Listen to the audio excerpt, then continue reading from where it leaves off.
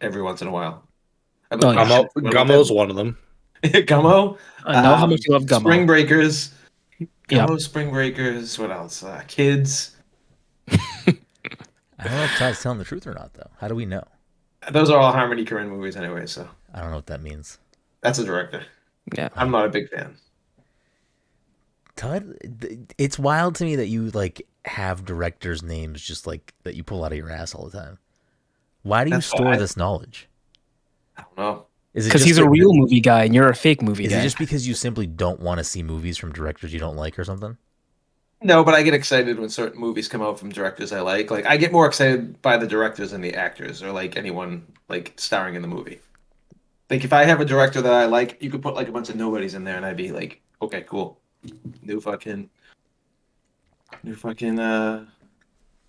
movie. I want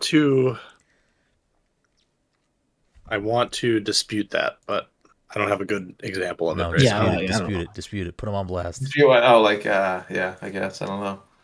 It's probably one of the reasons why it's honestly probably one of the reasons why I shit on Marvel so much because like I feel like if there's never like a director that I'm like excited for to be in, and then the one director that I actually was excited to be in Marvel, everyone fucking hates that movie apparently, which is fucking. Wait, what movie? Doctor Strange, which I liked. Oh, I forgot Sam Raimi came in there. Yeah, like I don't know enough about the Eternals director, but I think that movie's good. I thought the Eternals was pretty good. You do not like the Eternals. Stop that. I think that was like one of the better movies that I mean, I haven't liked any Marvel movie over the last like fucking 4 years. I'd probably give it to Eternals and fucking what was the other one I just said before that? Oh, Doctor Strange. Doctor Strange. I feel like I don't want to go down this fucking road again. Yeah, we don't have to talk about. We don't have to talk about. I feel like you are lying about that. All right. Bro, I haven't liked a single. I haven't liked last 4 years. Yeah. Yeah, Endgame was 2019, so that doesn't count. I mean, anything. I'm talking about anything after Endgame. I'm saying. I know. Shang-Chi. Yeah, I liked the first half. I hated the second half of that movie. Really? Yeah, I was just saying that Endgame was 2019, just so you could put into reference like all the films that have come out after Endgame have been the last 4 years. Okay. So Far From Home, you don't like. Far From Home. I like Far From Home. I liked it better the second viewing, but like it's not something I need to watch or anything. Black Widow is trash. Please don't tell me you like that movie. Do any of us like that movie? Because I'll say this. I think Black Widow suffers the same problem that Shang-Chi did with me, where I love the first half of both of those movies, and then the second half loses me. I'm just like, what's going on here? I can see that. Do any of us like Black Widow? I don't think. I mean, I thought it was. I thought it was fine. Weak. The actual antagonist was weak, and it was unnecessary. It was unnecessary, and then. At the end of the day, it was just a really weird call for them to wait until then to be like, here's our Black Widow movie. I felt like there was going to be more to it because like the fact that they were making a Black Widow movie and then like right after Endgame, I'm like, there's got to be something more. It really came off like after Endgame, they're like, all right, we're riding high. What should we do next? Oh, you know what? Just to get Florence Pugh in there. People are upset that we didn't make a Black Widow movie. Let's make a Black Widow movie. Yeah, what's the character doing now? Oh shit! All right, it takes place after Civil War. I think that is like part of it was like, oh, let's make a Black Widow movie finally. But I think the other part of it was like, we'll use this opportunity to put Florence Pugh in here because that's a post-credit scene, right? Her and well, she's in most of the movie, but she's in most of the movie. You know, I know that, but the post-credit scene is her and Elaine, right, at the grave. Yes. Yeah. Sorry, I think that's most of my problems with Louis Dreyfus. I forget what the character's name is in the movies. Val. Okay. Yeah. I think most of my problems with the last couple of years of these movies is like I think the first half is strong. Like even is it No Way Home? Yes. No Way Home is the third one.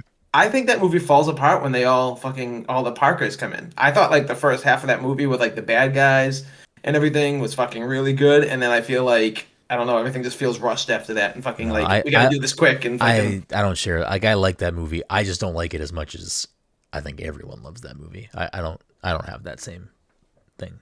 I think my opinion would have been different if I was able to see it in theaters when it came out and not have a movie that we all kind of assumed was going to happen get spoiled. So I think that loses a little bit of the luster for that. So I'll just quickly run through them because I'm curious if Todd really, and now that I'm looking at him, Todd probably doesn't like any of these movies.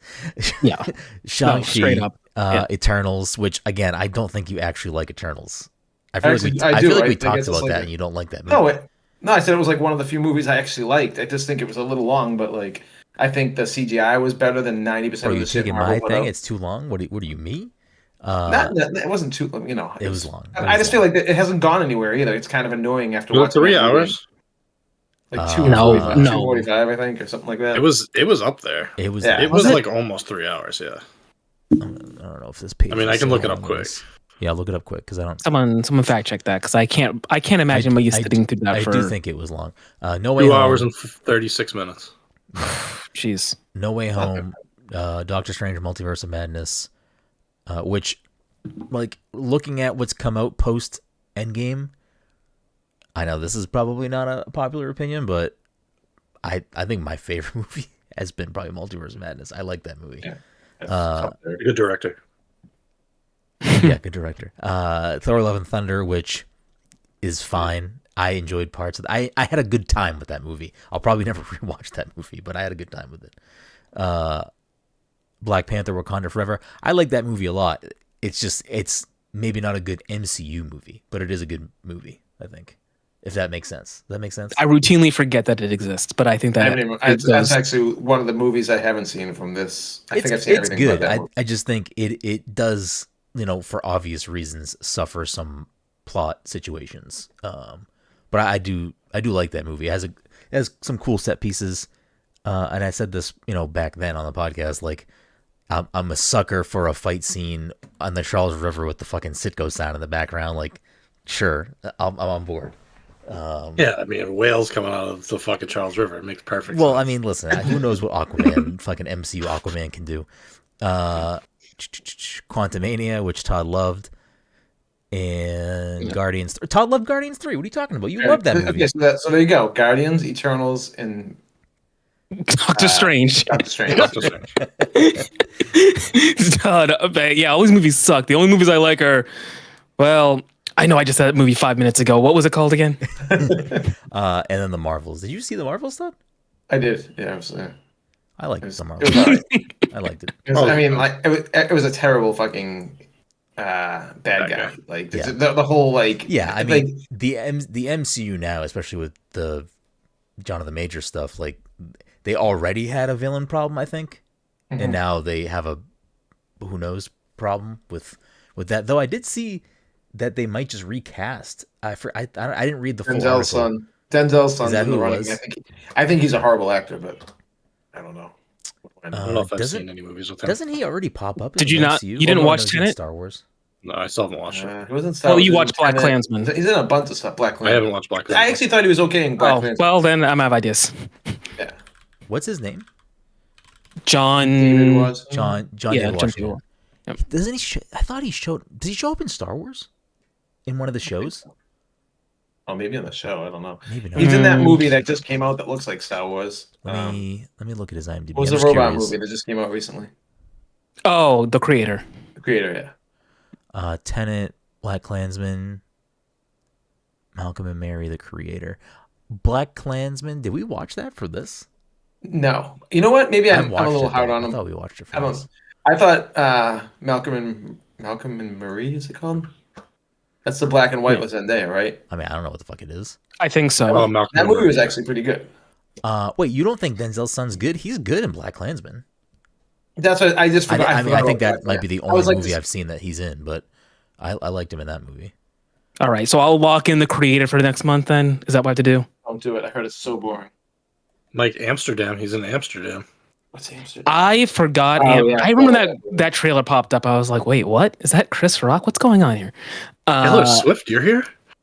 Yeah. Yeah. You know what? Have you seen what happened to Taylor Swift in that movie? Yeah. I heard that. I heard that's the best scene in the movie. Don't worry, Todd. You get Deadpool 3 next. You're gonna be fucking in heaven. You're gonna Well, love I feel like that movie's already been like, due to how like people report on stuff on fucking social media these days, that movie's just been fucking completely like ruined at this point. I don't think it's ruined. Spoiler alert! I saw a picture today. We might have more Taylor Swift in that movie. How big? I see Dazzler. That's the rumor. Yeah. I mean, like everything has been spoiled in that movie. You got old Sablets. You get like literally like there's gonna be nothing. It's that's gonna easy be to just not look at that stuff. No It's not. one's The sending shit it to just you pops up directly. everywhere. No, but like you basically have to shut off yourself from any No, forms. you just of have to scroll media. past it. It's like there's all these Suicide Squad game fucking rumor like leaks and people talking about and posting clips. You just scroll past it. Like I don't know. Unless someone is like directly sending it to you, I feel like it's not hard to just scroll skip past. it. Yeah, I was gonna say you can't. If you scroll past like a fucking Deadpool 3 picture like of Sabretooth, like you're seeing. Like that, if I'm no matter what it scrolling, is. by the Like, you're gonna see time that no matter half what. of the page, by the time like I'm registering what the picture is, it's like Right. okay, now I know what the picture is. I can scroll past, but like I know I've seen enough to form a thought about what I saw. Am I the only The entire person that Suicide reads the Squad thing game. first before I click? Like if I No, see because if something you that read it, says if you like read it, it'll say something, stuff, too. but if I see the word like Deadpool 3 and I don't want to see that, I just scroll. Like it's very easy for me to see. You see words before you see pictures. Yes, on I see the Twitter? picture. Yeah, I'll just look at the I mean, pictures, yeah, I they're normally literally above the see- picture. If I'm scrolling, I normally see the person's name. I don't and scroll if they- upwards. I scroll down. So Like, I'm scrolling. Your Twitter but feed I'm starts usually- here, and you scroll down. but I'm usually scrolling so that the whole post is open. You just scroll to see the words, and then you scroll to see the picture. I don't know. Like, I mean, my algorithm also doesn't like point me to those things because I don't fucking click on those things. I don't know. It's Todd. You can mute words. Like you can avoid spoilers if you really care that much. I don't think seeing the potential cameos or things they're gonna throw in that movie means that the movie has been spoiled. I think that's No, but I think that like it's like we're living in this like time period where like even like places I follow that like a really good like movie sites are literally just blatantly posting pictures on their feed, and I'm like, ugh. There was one day where they were posting like every fucking thing that happened on the set, and I'm just like, what the fuck? Like, and I couldn't get away from it no matter where. If I was on fucking like Facebook, if I was on fucking Twitter, it was just I like don't know. there. My algorithm must favor me then because I don't seem to have this problem. Like I feel like I can avoid spoilers for things I don't want spoiled for me pretty easily. I muted shit for like no fuck. And I don't. And to be clear, I don't mute things on Twitter. Like I don't mute words. Oh yeah, So I fucking. I'm very, I don't know, either lucky or careful. Either way, welcome everyone to the Pass Controller Podcast, a show where a couple of best friends talk about the latest in video games and nerd culture. Sometimes we have guests, sometimes we talk about the MCU too much. Either way, we have a new episode for you each and every week. As always, I'm your host, Brenden Groom, and joining me on this lovely Saturday evening is the anime senpai himself, Mr. Michael Desir. Mike, how are you tonight? Yeah, you know. Okay. Also joining us, of course, is the fucking Fortnite father, Todd Gary. Todd, how are you doing tonight? You know, just hanging in there. Yeah. And rounding us out, of course, is the Disney daddy himself, Dominic 40. Dom, how are you doing? you know, just hanging in there. You You were thinking of O'Shea Jackson, by the way. He was in Kenobi. Yes. Another famous son. I'm trying to think. Yeah, I don't think I've seen Denzel's son in any of those other things. I definitely haven't seen those top 4 movies that we mentioned. Tenet. He's in Ballers. I never watched it. Watch Ballers? Nope. Is that the one with The Rock? Yeah. Yeah, isn't it his show? Okay. Isn't it like his produced show? Didn't he? Or Maybe. wrote it? Wasn't it basically like that other show that was on HBO with like Yes. the Entourage. dudes? Yeah, it was like literally the same show. I heard it's decent, but Yeah, it's about like the NFL, right? Like players, yeah. Is it based on real players or is it just made up players? I don't know. Anyways, we got a great show for you tonight. Before we get into that, well, of course, if you are unaware, this is the PTC Movie Club for January, so we will be talking about the Holdovers. So if you haven't watched the Holdovers yet, or you don't want the Holdovers spoiled for you, this is a good time for you to pause this episode and come back later. But before we get into that, a couple of quick housekeeping things. This episode, of course, is sponsored by us and the good folks over at Penny Arcade. You have 1 week, or actually less than that, like about 4 days from us recording this live.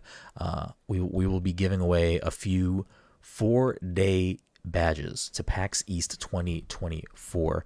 A few different ways you can enter to win one of those. If you want to go over to Twitter at PassController and share that tweet about the badges, as well as follow us on there, you get entered into the raffle to win one of these.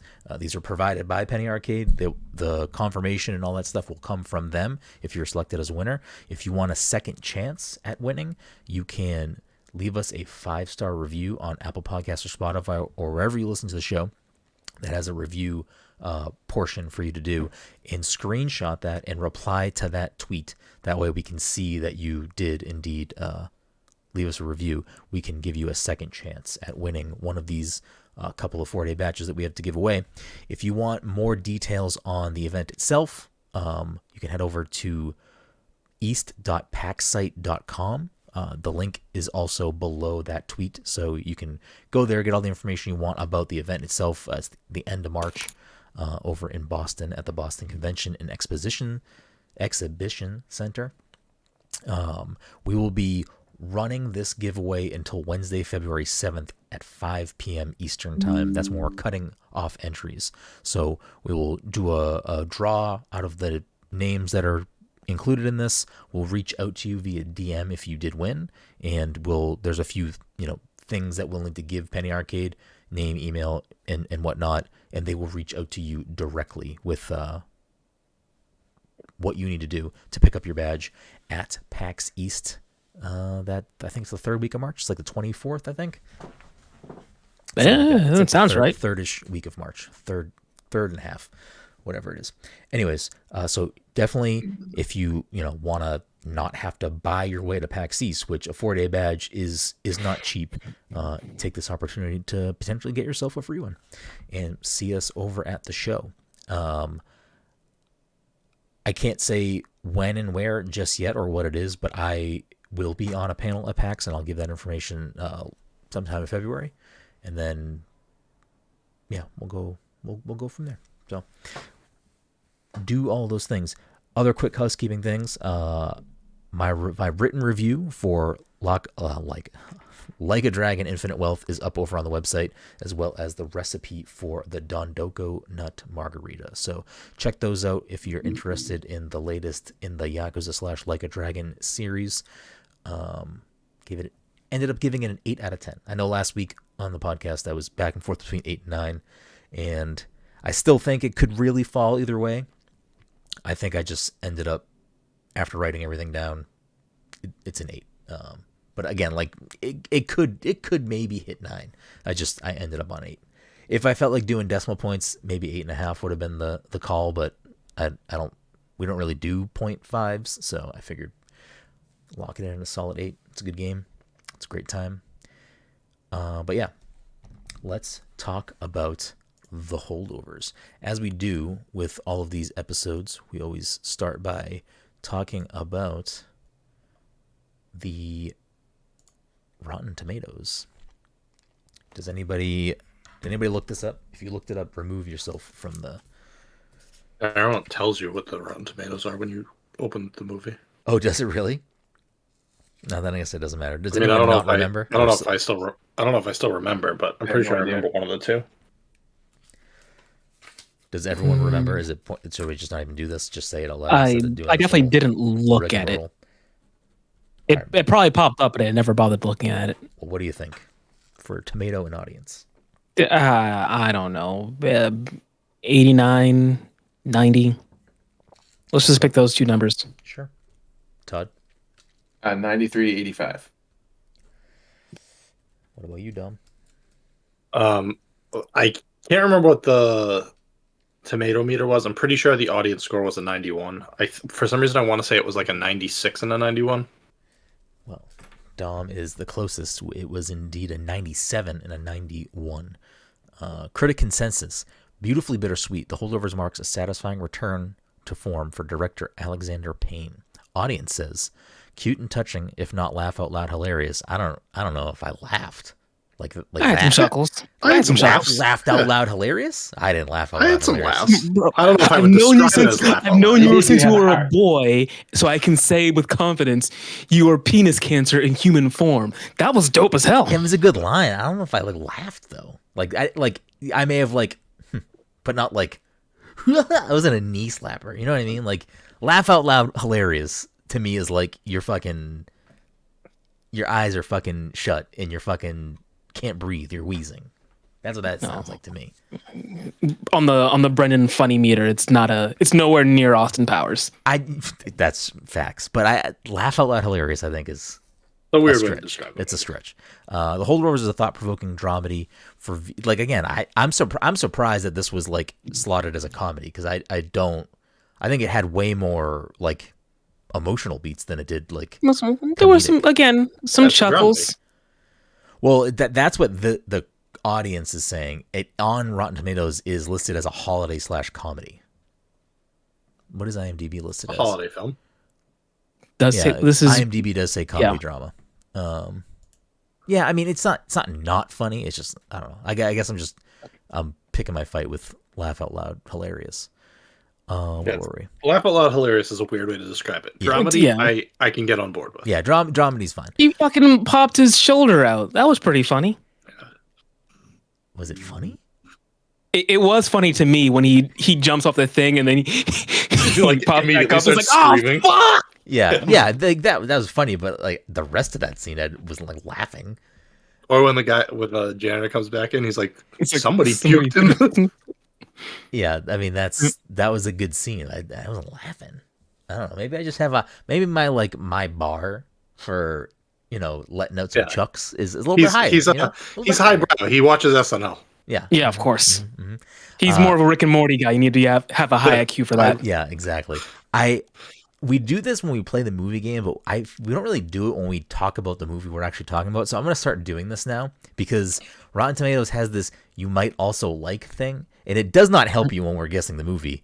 But I'm curious if it's helped. It's helped on an occasion. It's helped because it helped rule out 4 movies. We're like, okay, it's definitely not these 4 movies that you've mentioned. One time they were all musicals. Yes, and that helped us. I feel like it helps us when they're there's some linking theme and we can be like, all right, well there's a theme there. It's gonna follow that theme. Well, I don't even know this might not even register because I don't know who has seen if any of these movies, but I'm curious what that would be a thing that would make sense to put, and that's not what's here under you might also like The Humans, don't know what that is.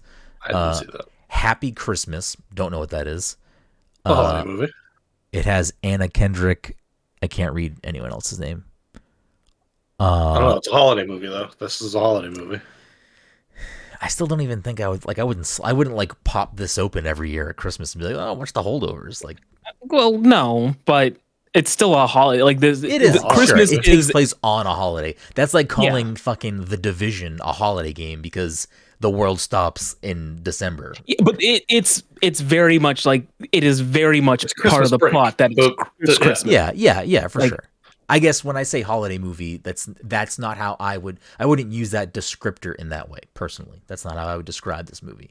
I wouldn't if I had to right now say the Holdovers is, I wouldn't say it's a holiday movie. I'd say it would be the part third of the plot. Category that I would say. Yeah. I would say it's a dramedy that takes place during Christmas break. Yeah, which is fine. To me that doesn't make it a holiday movie. A holiday movie to me has a certain connotation. Unlike Brian's favorite movie, The Holiday. It's a good movie. That's the one with Jack Black, Or right? 4 Christmases. I don't remember. Jack Black's right. Anyways, The Best Man Holiday. No idea what the fuck that is. Nebraska. I haven't watched Nebraska. That's the one with Will Forte and Kirsten Wiig, right? Kirsten Wiig, right? It is in black and white. It has Will Forte. Nebraska was the one I said I wanted to do a double feature of when I was joking around when I picked this movie because it's the same director. And then you might also like When You Finish Saving the World. There. When You Finish Saving the World. I don't know what that is. You guys ever see the movie Election with Reese? It's Reese Witherspoon's second movie, and it's this director's first movie. Okay. I kind of remember that title. I don't think I've seen it. It has Julianne Moore, and I can't read what I think it's the kid from Stranger Things, Finn Wolfhard. I don't know what it is, but that's who's in it. That's who's on the like poster here. Anyways, so I mean, critics love it, audience loves it. I can't get the actual, or at least we always use Box Office Mojo for the budget, and that is not a thing here. So we're gonna go off of the Wikipedia budget, which actually doesn't list the budget. We just have the gross according to Wikipedia. So with a budget we're not aware of, what do you think this did in the box office? Here, I'll give you this. Hold on. A special screening of the film was held for buyers on September 11th, 2020. I'm assuming that means like for a studio to like put it out. Maybe. What year did you say?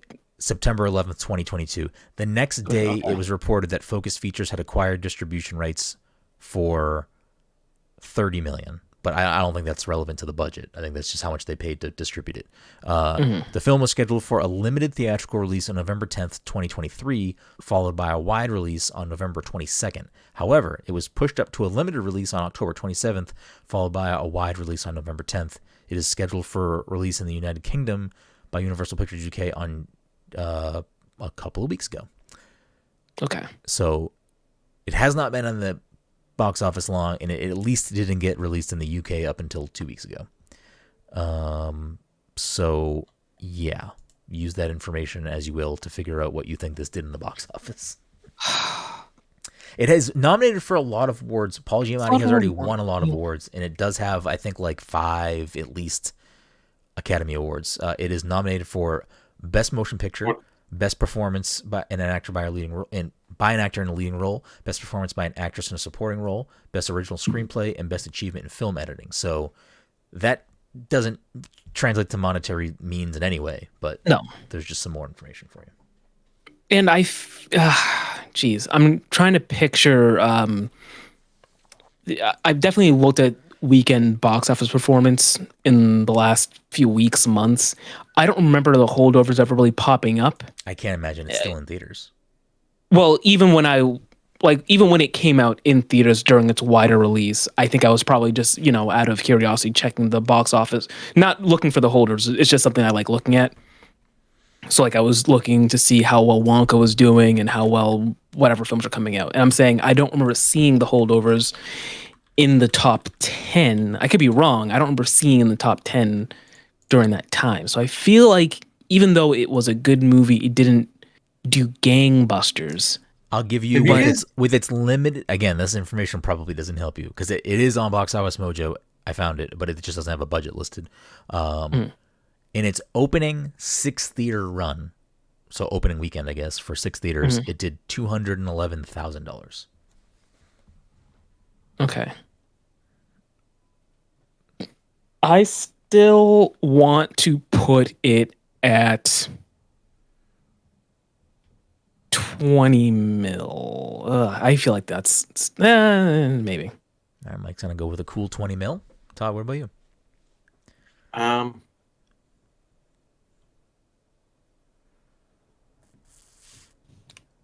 I'll go 27. Okay. Dom, what about you? I'll go 28. Let's see. I'm trying to see when it opens up to more. Okay. So when it opened up to a larger release, it doesn't seem to spike. I mean, again, I don't really know what a good box office week is for a movie like this. Exactly. But I mean, it had a good Thanksgiving. 25th and 24th, it did over $1 million both days, and then it drops way off. Has another good Saturday following that. What the fuck? Is this backwards? Anyways, okay. It did 31.6, so Dom wins. For 0 points. But I feel like the budget for this film is probably not that high. I mean, especially because it seems like for probably a lot of the sets they just filmed in schools in Massachusetts, so there probably wasn't a lot of money that had to get dumped into those types of things. And I would imagine, I feel like Massachusetts has pretty good tech. I think they're pretty good about filming movies here. I don't know what that means. Recreating Boston in the 70s. Probably money, but not a ton. I looked up. Did any of you look up like where in Massachusetts they filmed this stuff? I mean, at my bowling alley. Well, yes, it was very bizarre. We'll get to that. That's what that bowling alley looks like, by the way. I'm not surprised. They didn't have to do anything. I'm not surprised. Minus the bar at the end. That is. They did when nothing that scene to that popped up, I laughed so hard, not at the movie, because of that. Now it's laugh out loud. It's laugh out loud because we live here and I know where that place is. And I like saw it. I looked at Jen and I was like, I'm like, this is very bizarre. Also, Todd goes to a bowling league there, and she's like, of course Todd would go to a bowling league. I'm like, yeah, I think that's absolutely a thing Todd would do. 20 years. That's what I said. I was like, Todd's been bowling there as long as I've known him. So yeah, before I met you, I was there. Yeah, but like a lot, like pretty much all of the non-Boston scenes, but even a lot of the Boston scenes that are not actually filmed in Boston, like the bowling alley is in Wakefield. It's not in Boston. It says Wakefield on it when they're there. Like it says Wakefield. But I think that's like people who aren't from here aren't going to be like they're not in Boston anymore. Because it is like slightly bizarre that they're like on a Boston trip and then they end up 30 minutes plus outside of Boston to go to bowling. Everyone's 20 minutes from Boston. That's the thing, you know. Yeah. And then like when they go to the chateau at the end of the movie, I'm pretty sure that's like in fucking Andover. Like that's not, unless there's another chateau like that restaurant. I'm pretty sure is in like northern Massachusetts somewhere. I think there's more than one chateau, and this is the 70s, so there might have been one in Boston. That's true. But like again, for Norwood, Braintree, for like the set type stuff, I think they filmed most of the movie. Like all of the schools they used. I don't think I have that. I think it was Governor Dummer, maybe. Deerfield Academy, I'm pretty sure was the outside shots. I'm pretty sure that's also where they found the kid. He did go there. He went there. Yeah. They did an open casting call at Deerfield. Good for him. He was great. I thought he was good. I thought it was really good. I thought the three main cast, Paul, that kid, and Davine Joy. I think she's gonna. I think out of all the supporting actors, she probably has the best chance. I haven't seen. I don't know what the rest of the list is. It's America Ferrera for Barbie. Yep. Someone from The Color Purple. What's her name? What's the girl who's in the new season of True Detective? I can just. I have it up right here. I can just not say it. Best performance by an actress in a supporting role was America Ferrera for Barbie, Danielle Brooks for The Color Purple, Jodie Foster for Nyad. Yeah, Jodie Foster. That was Jodie Foster. I know nothing about that movie. Davine Joy Randolph for The Holdovers, and Emily Blunt for Oppenheimer. So I like Emily Blunt's barely in Oppenheimer. I mean, it's weird. She is barely in Oppenheimer. Yeah, like it doesn't seem. I think they like. I think some of these categories are split in the other award shows because don't they have like best supporting actress in like a comedy or whatever? Yeah. So I think because I feel like I don't know. I'm not sure about that category, but Paul's not going to win against fucking Cillian Murphy. Like I think Oppenheimer's going to probably much take most of it. I'd love for him to win, but I think Oppenheimer should win too. Yeah, best performance by an actor in a leading role is Bradley Cooper for Maestro. I don't really care about Bradley Cooper in that way. I do feel bad because he looks real fucking sad when his movie is winning nothing up against Oppenheimer. Well, people came out against him because like they thought he was trying way too hard to. It was like Oscar bait, that movie and everything. So like people like he got like caught like a lot of like online hate because everyone's like, dude, it just looks like he's trying so hard to win an Oscar at this point, and everyone was just like, yeah, fuck this guy. He had his chance already. Yeah, I'm honestly, he got robbed for Silver Linings Playbook though. He should have fucking won for Silver. Like, I forget who won over him, but like everyone in that movie should have fucking won that year. I know Jennifer Lawrence did, but like he's amazing in that movie. He's really good. He's really good. Who won the year that he was in? That he directed the Lady Gaga movie. Stars I like that movie, but that movie does not deserve Oscars. Like, I don't know. Like, I don't know. It was a fine movie. He was good in it. Don't get me wrong. He was good. Yeah. It, and he's like, he's great in it. But I still think the overall movie was good enough to. That was Leo's year, wasn't it? Wasn't that the year Leo won for The Bear? And Leo won for like probably one of his least best performances out of all his performances. Yeah. But yeah, it's he's good in it. Don't get me wrong. Sapphire Jet in the chat said, not that it's important, but chateau locations are Andover, Woburn, Waltham, Burlington, Braintree, Norwood, Stoughton, Franklin, and Norton. I did not know there were that many, but I mean, none of those are in Boston. But again, this is years ago. But it's less about that. It's more about like we are gonna look at that and go, Wakefield's not near Boston because we live here. Like no one's gonna watch that movie. When it blatantly says Wakefield in the background. Yeah. No, I know, but like for a cast that is supposed to be out in Western Mass, who going to Boston is a big deal. There are bowling alleys in Boston. There are bowling alleys in East Boston. Like for them to go to Wakefield doesn't make any sense. But again, it makes sense financially for the people for the production. No. Yes, that's what the point I'm trying to make is it makes sense for them to film out of the city. But I'm only saying that about Chateau is that like Chateau like is 50 years ago, so like we have no idea. Like we didn't. And that's true. But like it was probably just. But it blatantly says Wakefield in the background. That's a different case. Like you're telling us that you're not in Boston anymore. Yeah. Like I don't have to say like, well, this was 50 years ago. Like maybe the Wakefield Boulodrome is in Boston. was in the Commons. Yeah. But it was like cool when they went to like the Orpheum Theater and stuff like when they did go to actual Boston. I mean, it was just cool in general when they. I thought it was weird that city stuff. I thought it was weird that they were in the combat zone. Like when they were buying the books and the prostitute walks over, I was like, "That's definitely the combat zone." Yeah, like, what is going on here? That like outdoor like book area, that like outdoor library. That's at least been in one other movie that I've seen. I don't know what movie.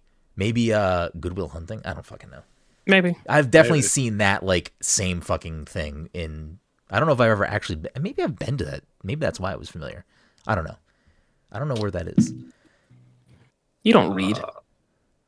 I mean, I don't know that it's a real place. The combat zone doesn't exist anymore. I'm pretty sure that outdoor library, Boston, is a real thing. I'm pretty sure. I think it is near the Commons. Actually, it's the Brattle Bookshop. I'm pretty sure that is near the Commons. So I must have driven by it a million times then. But I'm also pretty sure I've seen it in other movies. We're way off track and haven't talked about this movie fucking once, other than. I mean, we're talking about the movie. We are. We're talking about it in a roundabout way. Yeah. So, let's pull it back in. This was everyone's first time watching this, right? Yes. Yeah. Did everyone know what the movie was about before you watched it? I knew it was about kids basically being stuck at school during a holiday break. Okay. That's the extent that I knew as well. I don't think I even knew that much. So we definitely should have had you say what you thought. Trust me, I know. It's always the movies that are like none of us know. Like we all have like a very like we know kind of what the movie's about. Like those are the ones that I want to hear what Brenden thinks the movie's about. So I probably would have been better if you had asked me off the cuff before I watched the movie. But before I pressed play on the movie, I did write on my phone quickly what I thought the movie was about. Before I even say that, is holdover like a term that you know? Okay, so I didn't even know that term. So like, is that like is that a thing that's used for like this scenario? Is that like a common scenario or something? I don't know. I just took it as like at face value. Like these are the kids that are being held over. But I didn't even know that though. Like I didn't even know that was the plot of the movie. So like I didn't even think to do that. So instead, when I go based off of the one trailer I saw at some point of the movie, which Jen did not agree with me, but I feel like the trailer for the movie, at least the one that I saw, made the movie seem like it was maybe like a little more shenanigans, like a little more hijinks. A little more laugh out loud funny, would you say? Maybe that's my biggest problem. I think if you watch the trailer, I don't think there were many trailers for this, so we probably watched the same trailer, but like I was so pumped when I first watched this trailer. I'm like, oh man, this is like a perfect period piece. Like fucking like it looks like they nailed everything. Even the film, the film grain, film grain, everything about it. The only thing that I knew about they introed it with the old like was it Columbia? I can't remember. Like the old Universal. The old Universal. I liked that stuff. So the only thing that I knew about this movie going into it was that they shot a lot of it here. I thought, for some reason, I was under the impression that they shot it at MIT, which they did not. But that's what I thought, and that he was clearly a teacher of some sort. So I wrote, it's about an MIT teacher, and I only said that because, again, I thought it took place there. It's about an MIT teacher trying to work past retirement and continue teaching kids, because he looked old and like he's got the eye issue. So I was like, maybe it's just like a very older guy who like doesn't want to stop teaching. So like he's a holdover. I don't know. That's how I was doing it. Anyways, I mean, that's not your wildest. Yeah, that's not your wildest guess. I tried to like make a legit guess. You now know why I asked you the question about Paul Giamatti. Yeah. The other day, I had watched the movie, and I was like, Mike, have you watched the movie yet? He's like, no. And I was like, does Paul Giamatti have like a lazy eye? Because the entire movie, I was like, now I'm like so confused. Like, I know he like in my head, I don't have him with a lazy eye, but like. It looks so good on screen. Like, does he have a lazy eye? Now everyone thinks he has a lazy eye and smells like fish everywhere he goes, probably. So it's like, you guys fucked. So overall, like, how is everyone feeling about the movie? Overall thoughts. It was whose pick was this? Todd. Todd. Overall, Todd. What are you thinking? I enjoyed it. I liked it. It's definitely a movie I'd watch again. I might even watch it for the holidays. You know, Amanda loved it. I just really. I don't want to compare it to this movie, but like sometimes I need like a palate cleanser where like it's just like a nice laid back movie. There's some drama in it, but like for the most part, like everything works out, and it kind of reminds me of Chef in some ways, but like not like just like kind of like it's just like a fun little movie that like it's just like, you know, Chef is way more comedy, I think, but like it's hilarious. Yeah, LOL. But yeah, no, I just feel like you know, the added bonus of fucking knowing, like you said, knowing the places they film. But I just loved how I felt like I was watching a movie from the 70s the whole time I'm watching this. And I'm a big Paul Giamatti guy, so it's they definitely do a great job. I looked into, because again, like it really looks like they didn't spend a lot of money or time to rearrange the sets in any way to look like old Boston. Like the shots of the outside of like the Orpheum and stuff when they come outside of the theater. That's just how it fucking looks. Like, it doesn't look. I think the snow like wintry they did look anything. helped it. The snow 100% probably does a lot. But they filmed most of the movie, because it's all done in like schools and stuff. They filmed most of it at like 4 different schools, and they are all in places that I don't even fucking know where that part of Massachusetts is. So it was probably very easy for them to like just make it look like not as developed, because it's probably all Western Mass, like way out there where it's like there's not sidewalks, and like it probably just very easy to capture like a very older looking New England. It might sound weird too, Mass. But like I felt like for me, yes, I'm old. You know, I always say I'm old. I felt like I could really relate to this movie, even though it was 70s. I was born 81, but like it kind of reminded me of like 80s kind of in a way, and I feel like a lot of people who are like now like 12 to 15 probably look at this and like, what the fuck is this? Because everyone's been born with a phone in their hands for fucking ever. It's just hold on, do you think that depressing 12 to 15-year-olds are watching the fucking Holdovers? Because I don't. Like, what are you talking about? They should be. No, I just meant like even like 18-year-olds probably can't relate to this fucking. Yeah, but I also think they're not watching this movie. It did $31 million. I mean, listen to me, man. Like when I was watching fucking like Swingers when I was like 14. I was watching Clerks at like 13. I was watching all this shit back then. Yeah, but those are like definitely more comedy leaning. I think it's very easier to grab a younger audience. This movie was laugh out loud funny. How many times have to say that? I don't think that this is like appealing to specifically a younger. I'm not even saying like appealing. I'm just saying like I feel like it's this weird like. We're so far removed from that time period of like the 70s, like, you know, and it brought me back to like being a child a lot, this movie, even though I was 80s.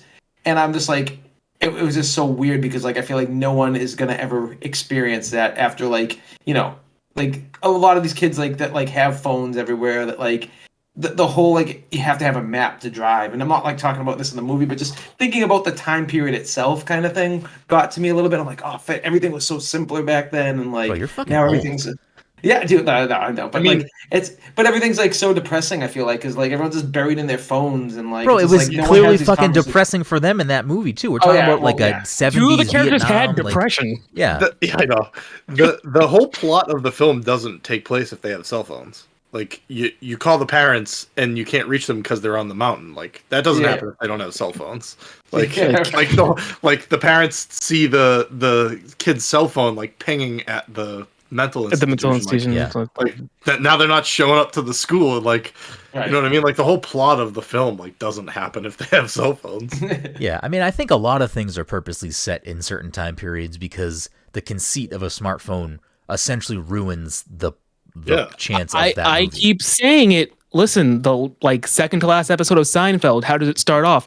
Elaine has a cell phone. That killed the show. I will say when I was reading more about this movie, but they were videotaping the robbery. They were videotaping the robbery, but with a camcorder. With a camcorder. Yeah. But she had a cell phone at the beginning. It's like, oh, listen, now that this is a thing, we're done. There's nothing else we can do. When I was reading more about just like the making of this movie and other things, because I was curious at like where it was shot and how did they achieve some of this look and feel. The actor that plays Angus, Dominic Sessa, I think the thing I was reading said like the first time that they shot the scene where he calls his mom initially about picking him up, they had to reshoot it because he went to pick up the phone to call her and no one realized like, oh, this person's never seen a rotary phone in their life. They don't know how to use this. Oh, I read that so too, he like actually. went That's to use it and then like they had to reshoot the scene. Teach them how to it's use like, it. no, this is not something you would have ever seen. Overall, what do you think, Mike?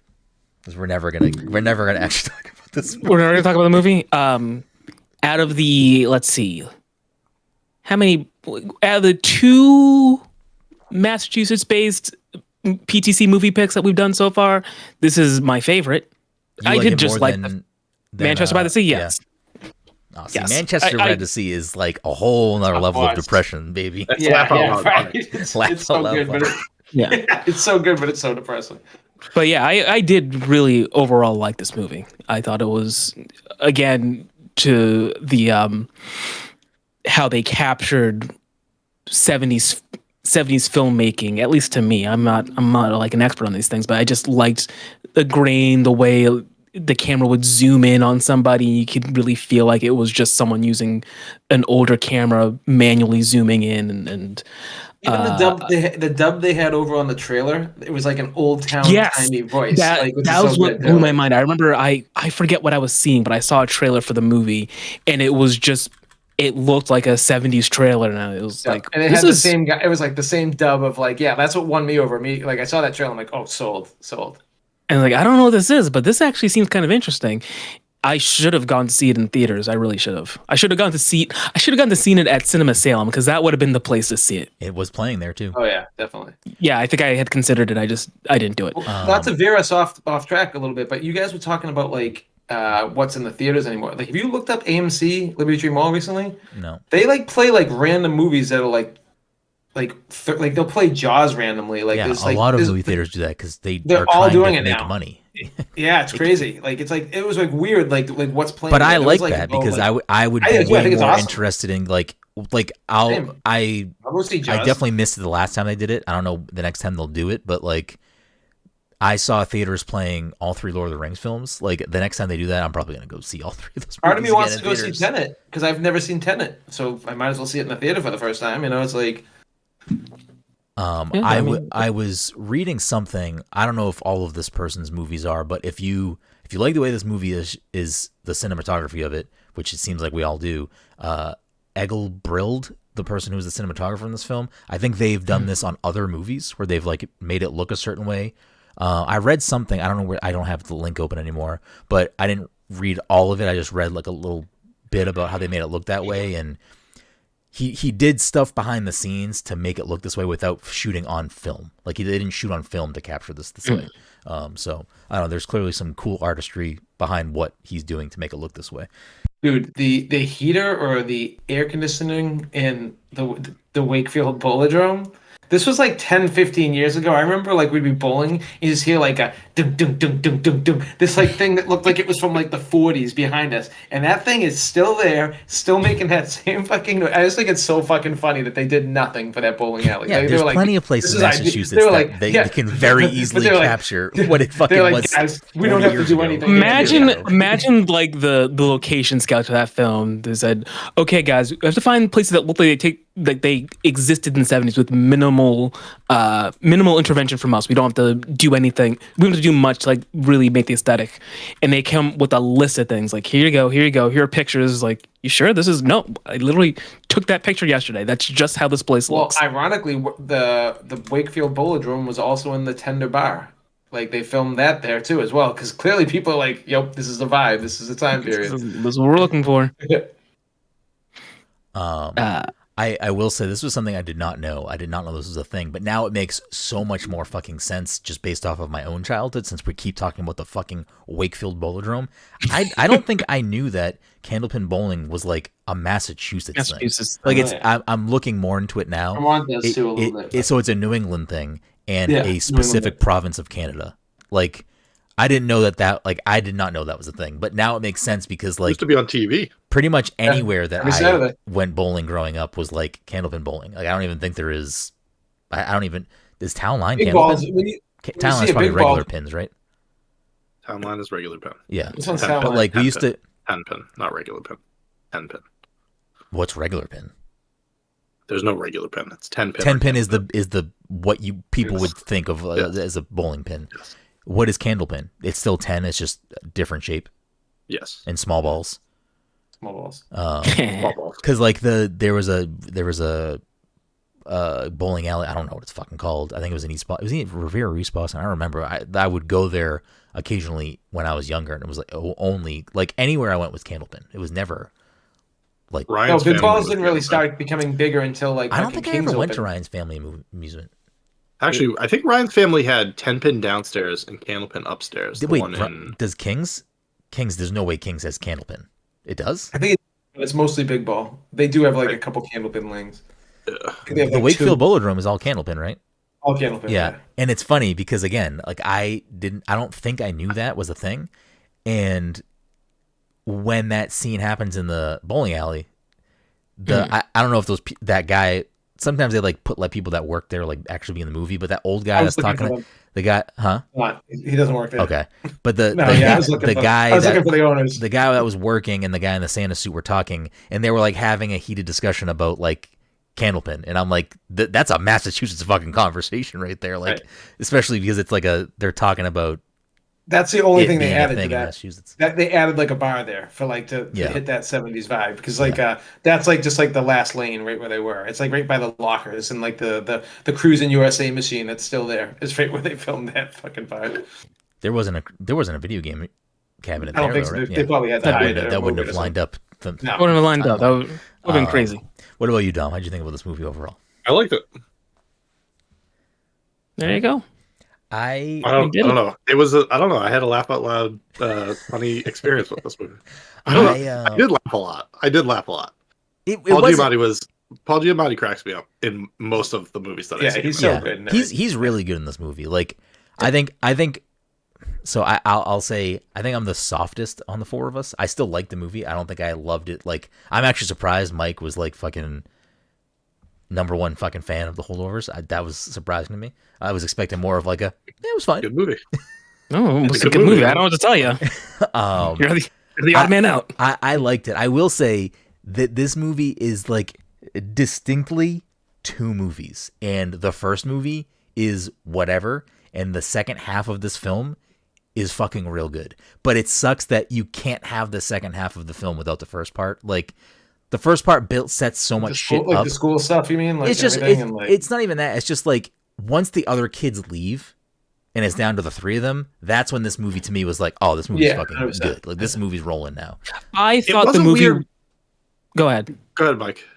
Well, I thought it was going to have more of like a Breakfast Club thing where the 5 kids together. I'm kind of glad it wasn't. Kind of charm the teacher too, and like they all become friends, because like clearly it was animosity between Coots and Tully there.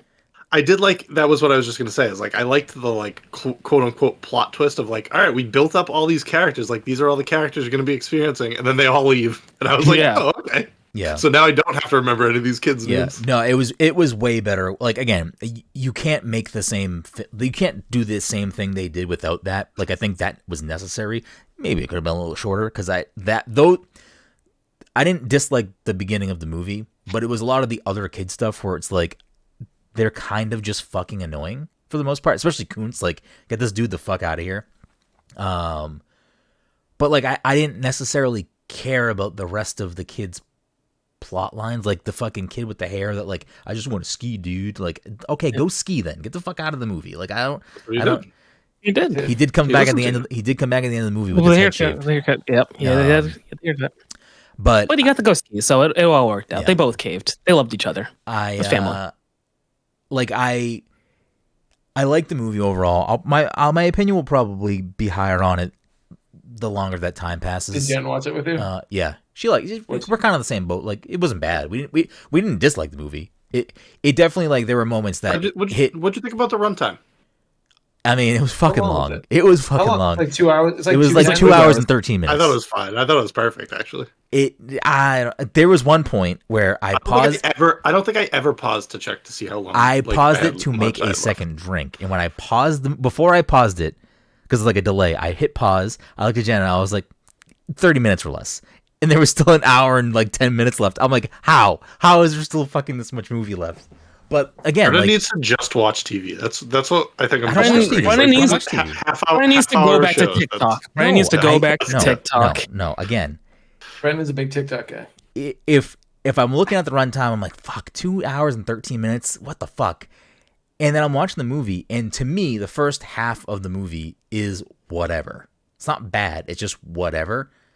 When I pause the movie at the halfway point, yeah, I'm kind of feeling whatever. I got another hour of this, but then the back hour of the movie is so good. It's so much better than the first hour of the movie. It's where all of the fucking heart of this film resides.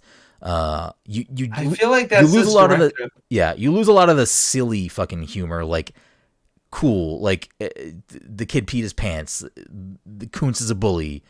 They're all fucking, rich dickhead kids that are bad at school and pay like when you watch the kid pee his pants scene, you thought that was silly humor and not learning more about the kid that we were going to be watching the rest of the film. No, it's definitely the beginning of the film is setting. I thought Angus that was like up. It is setting Angus up. No, I know. Especially the peeing in the pants scene. Like I thought that was clearly like, oh, this kid is like he's not at a bully. This school for like assholes, and like clearly he has heart. Like but like it's just like the silly kid things with the other kids. Like they're all like ribbing each other and whatever. I mean, Kuntz is just racist. Like he's not silly in fucking hijinks, man. He's just like.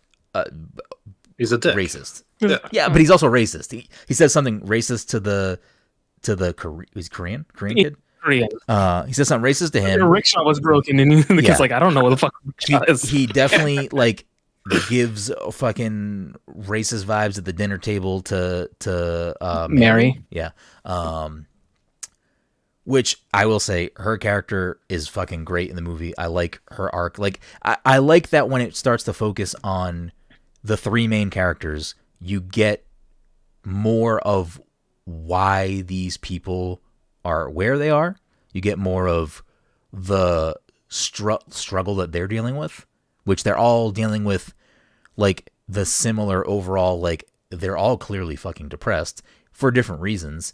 I love, and this is just jumping all around now, I loved when you finally, like last, 30 minutes of the movie, you finally start to get like what it is about Paul Giamatti's character, like why he's at Barton, like you get so much more about him right there. And like when he meets the dude in the commons skating, it's like his buddy from Harvard or whatever. Like you get these revelations, and they build up slowly because you get like, you pretty much get front loaded with Mary's stuff. You don't really get all of Angus and Paul's characters up front. You get like tastes of it. You get like, all right, like there's a teacher at this school for, fucking rich kids, and he clearly doesn't want to just roll with how, you know, the status quo. Oh, you know, we need a fucking nice donation from this family, so you need to give this kid a fucking whatever, a C, a B. And he's just like, nah, fuck that. Like, kid's a fucking idiot. So you get his like pushback of that. You kind of get a little bit of back and forth, like, okay, Angus is the only kid in that class that gets a B plus. Everyone else gets fucking D's or F's. So like, he's not dumb. He does rib the teacher back a little bit, so he does push back. So like, kind of, where does this kid land? And then you get a little bit more reveal throughout them. You get the thing up, I'm pretty sure, in like the first 15 minutes about Mary's son. Like, is it the church is the beginning, right? Yeah, you know why she's depressed, but like, you don't, like, I think her thing is like, we know why, but not like how it's really affecting her until that's like true, I guess, later on in the movie. But I think this movie does like a really good job, and this is another thing I liked about it. And like, not all of us deal with these things, but like the complexity of emotions during the holiday season, from like happiness, anger, loss, like there's just it does a really good job of like covering the basis of all those emotions that like, because like, I mean, like, I haven't lost like very, very close family members in quite some time, so I'm sure like something like that, like, you know, like those kind of emotions, most people dread the holidays because of those fucking things, you know. I mean, like, and like, I think that's a important like backdrop to the movie, because like, remove the holiday aspect of it, everything else of the movie would still put these characters in shitty emotional states. My parents aren't fucking picking me up. I got to stay in my fucking school with my teacher and random kids. I was confused by Mary. Does she only have to stay there because of the holdovers? She flat out chose said she's staying there because it was the last place that she was there with her son. Oh, okay. And then Paul Giamatti's character doesn't actually want to be there either, and he's like, you know, disgruntled about that, aside from his other just like long-term personal stuff. And then, like you're saying, Todd, adding the holiday part of that elevates all of those already shitty negative emotions that all these characters are dealing with for various reasons. They're all also dealing with like, they're all dealing with different versions of like family problems during the holidays. Like, Mary has loss of kid. Angus has loss of parents, quote unquote. Like, he's feeling like the struggle of like dealing with a new situation. And Paul Giamatti doesn't have family to like spend the holidays with. Yeah, so it's like all different like aspects of like Christmas with your family. And it is essentially like they all sort of become the surrogate for the other person's problem. Like, Mary lost a son. She has this. She watches out for Angus. She has the whole this. movie. Yeah. She has this 2-week period where she has the surrogate son. Paul Giamatti doesn't really have. Angus's biggest thing that you find out later towards the end of the movie is like, you find out that his quote unquote dad is dead, and then you find out what's really going on with his dad. So the whole movie is, I think, less about his mom and stepdad not taking him. It's more about his lack of father. Yeah. And Paul Giamatti then becomes his sort of surrogate father. And then, they're both surrogate family for Paul Giamatti's character. It does, like, it does deal with these things, I think, in a lot of really great ways. And there's a lot of great scenes, like the scene at one of the early, I don't know if it's dinner or lunch, where they're eating in the fucking hall, and fucking dickhead kid is being dickhead to, because I think Paul Giamatti's character asks, "Oh, do you want to eat with us at the table?" And then Kuntz fucking says some bullshit, and like that scene is like, because you, at this point, you know that Paul Giamatti's character, at least to the kids, is like, they don't like him because he's a, you know, mean teacher. He's a strict teacher. But I don't think outside of that, at least on the screen, we've seen him be like loud or angry or mean. And I don't think he was mean. I think he was just sticking up for the right situation here. But in that scene, like, he breaks out of being like a strict teacher and like being a, like, shut the fuck up, like, you don't know what this, like, you don't know that, throws his fork. I don't know, it's just a really good fucking scene. I liked that scene a lot. Yeah, it was good. What else can I say about this film? I don't know. You liked it a lot, Mike. I did.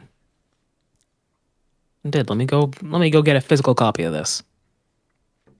Can I get this on Betamax? Best Buy is That would be Give me a VHS copy. I want a Give me VHS copy. a of nice this. VHS copy of this. yeah. I'm mad I got rid of all my VHS movies. I got rid of like 180 of them. And I wish I just kept them We all. get it, Todd. You're old. We understand.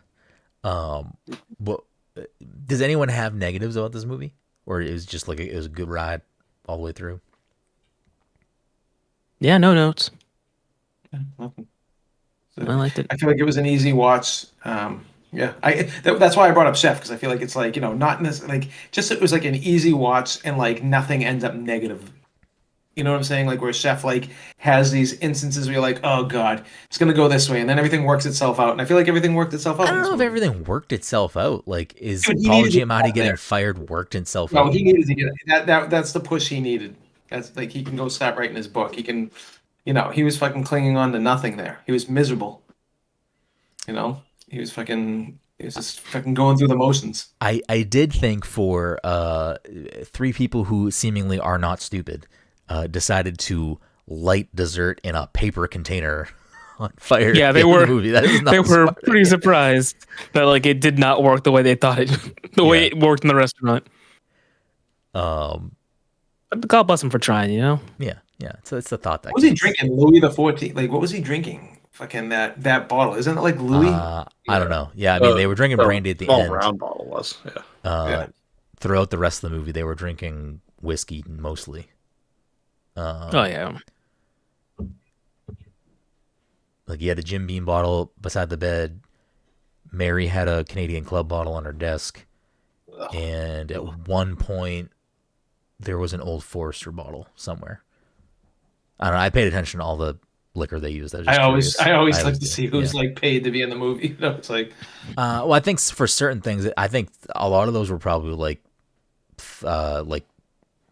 time-wise accurate. Like, I feel like they kind of made sense. Plus, again, like definitely Canadian Club. He's and Jim Beam too is like an inexpensive whiskey. I'm sure he doesn't have a lot of money. Being a teacher, I did like that he stood up. Like, I was curious how the movie was going to resolve itself, and I did like how he kind of stood up for himself and stood up for Angus in the end, and told the fucking dean off. I thought it was a good, like, probably the only way that movie could have resolved itself in a way. I knew it was going to go that way too, though. Like, I think you could see it heading that way, yeah. Especially where it was like the movie. I think twice at least made a point of like, oh, Barton men don't lie. And it's like, well, yeah, he's gonna do this now. He's gonna like do what is the right thing. Like save, put this kid in a situation that is gonna hopefully, give him a better chance. The story with the snow globe was that the kid gave the father the snow globe, and then the father used it to attack someone. Yeah. And then they gave the evidence of the attack to the family. It's the 70s. Because I think they had to kick the. I think they had to kick the father. Yeah, exactly. There was no we don't have to footage do or with this. anything. It was everyone. You had to take everyone's word for it back then. There was no fucking anything. Yeah, I don't know. It was good. I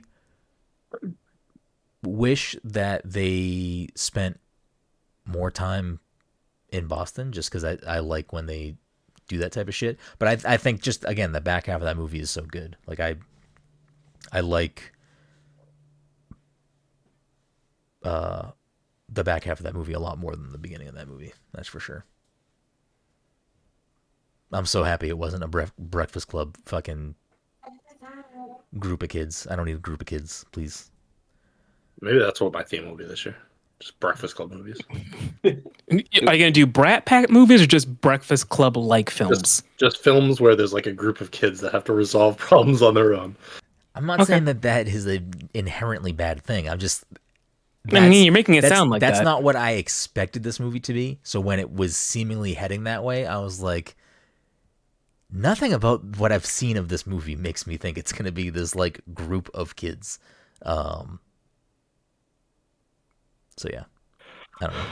It was good. What was One with day- the box? What was with the box that Mary had of seemingly her son's baby stuff? Yeah, that's what it seems like. I think she was giving it to. She was Her giving sister, it to her right? sister. Okay, I was just confused. Like throughout the film, I just kept assuming, like when she like was like petting it and stuff, like I assumed that it was going to be like his ashes or something. Me too. That's what I thought. did too.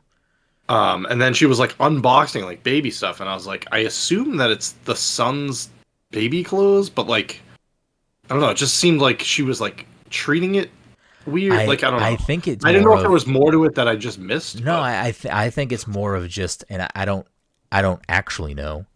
So this is just me making an assumption, but this would have been the Vietnam War, right? Yes. I think at one point Paul Giamatti says Barton boys don't go to Vietnam. Yeah, I would assume that a lot of the people killed over there, like I would imagine their bodies or remains never came back. So yeah. I would imagine like his what she has of him. Yeah, his uniform and his baby clothes is like probably all she has left really of his. Would be my guess. Maybe like they have more of his stuff like at her sister's house or something, but well, no, he had that room like at one point where like in his room with there's like a guitar on the wall. Yeah, well, at the school, I think. Wait, did there's he like go a guitar to on the wall and a yes.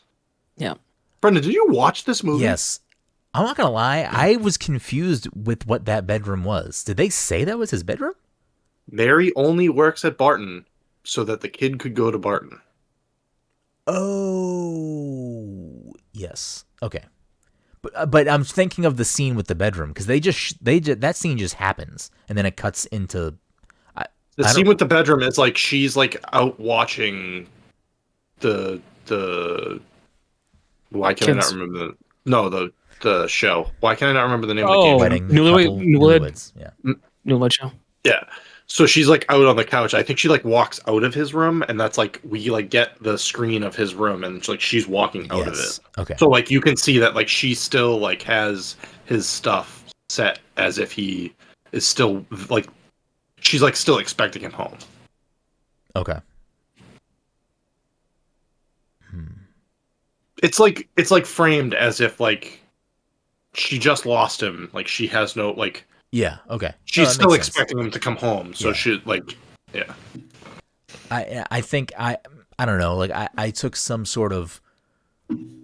I was trying to because again, like I also for the entire time thought that was like a box of maybe ashes or something because of the way she spoke about it. Be careful with that box when he's walking up the stairs and stuff. Yeah. Don't tilt it. That's like if it's just baby clothes. Like I understand, like it's still her son's stuff, but like yeah.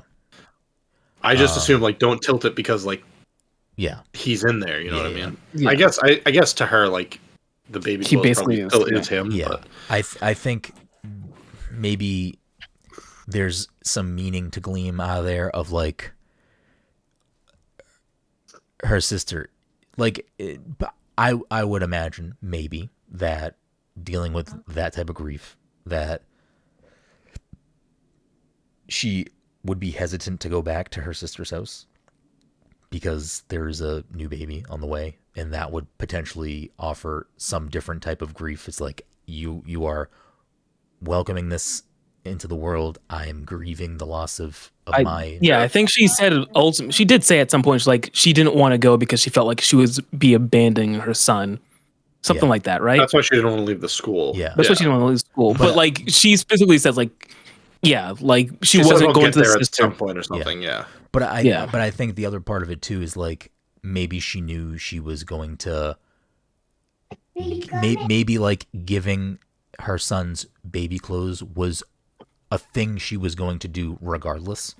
And then when it was like, oh, I planned on giving these things to my sister regardless, and then my son died. Now it's like I don't want to give away this thing that I lose it then. Like I lose that connection to it.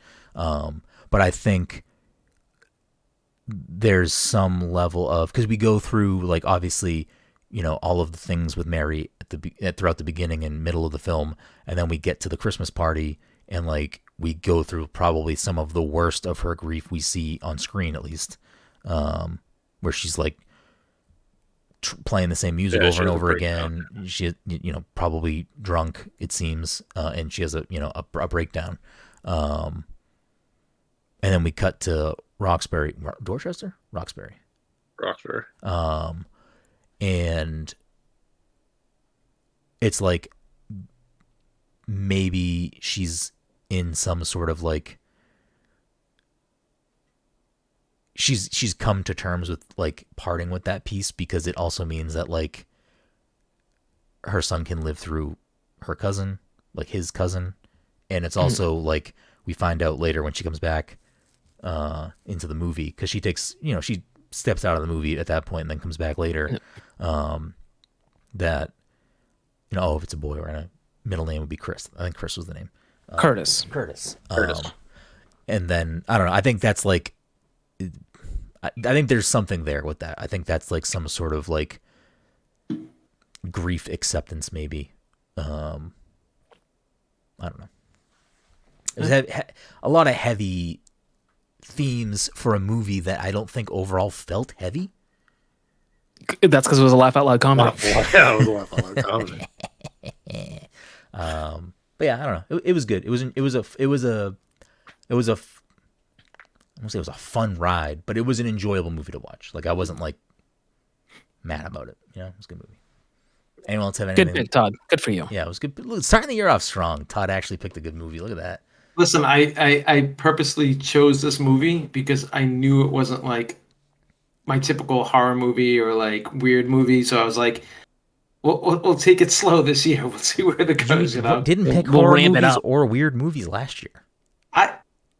I know, because I feel like I get yelled at every time. No, I picked what's the fuck is yelling at you? You picked They Live. You. I picked, you need to drop this ridiculous narrative. Like Barbarian. Was Barbarian not last year, or was it the year before? I think it was the year before. But you did pick They Live. That's also no one is yelling at you for your movie picks. Yo, do you know? Okay, first of all, maybe not on the podcast. Brenden called me every fucking day after Hereditary and would not stop yelling at me for fucking 2 weeks. I swear to God, if you ever pick a fucking area, at a certain point, Todd, that's on you. You just need to stop picking up. Pick whatever fucking movie you want.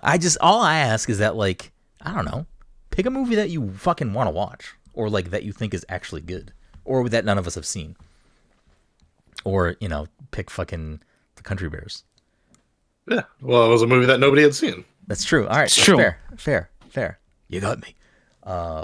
Anything else before we wrap things up on the holdovers? I like The Country Bears. I did like The Country Bears. That's not. Todd called me every day for 2 weeks after we watched that. Yeah, saying, I can't fucking believe. Shit. He was so mad that The Country Bears weren't in Kingdom Hearts. He was crying about it. And that was and I got a fucking. He got a jam out of it. He's got a song. I was just gonna say. He's got a song that's on his playlist now. Well, I didn't get a fucking song out of Hereditary, so what the fuck, Todd? Oh, I thought the music in this movie was really good, like time specific. Yeah. Oh yeah. Yep. But we didn't really talk about that, but yeah, I did think that. No, we talked about the Wakefield Bolodrome for 37 minutes. we did for an episode about this film. We really talked about the MCU again for some reason and a bowling place. We did not talk about the MCU that long. That was the intro to the episode, Mike. Stop trying to pull it back. Which is still too much. Stop trying to get us into that. I read, because again, like I was very curious of where this movie was shot and like what they did to build sets and whatever. And I forget where I read it. I'm not gonna be able to find the article right now, but it was a quote from the director Alexander Payne. I think someone asking about like creating like setting the scene in Massachusetts for this and whatever. And he said something. And I had to look up to see if he's from here, which he's not, because I was like, that's like, if you're from here, cool. If you're not from here, kind of derogatory. But but he said something like, it was easier to film this in New England because in New England things take a long time to change. And I'm not saying he's wrong. Again, look at the Wakefield Bolodrome. That's a thing that exists right now and looks like that. But also, fuck you. You're not from here. You can't fucking say that. Oh shit! This guy also directed Downsizing. Mike, I think I know which movie you got to pick next. Oh, I know it's so weird. Like I feel like that's his one blemish out of all the Yeah, I movies feel like he's people done. did not like that movie. Oh, and like that, it's funny because he's pretty much consistent with all the films he's done. Have any of you seen things with Davine Joy Randolph in it? I had known I have not. her. I don't even know I what had else is known in her it. from Only Murders in the Building. Oh, okay. I actually watched The United States versus Billie Holiday. I think that was on Hulu, right? On IMDb, the top 4 are this movie, Dolomite Is My Name, The Lost City, and Puss in Boots: The Last Wish.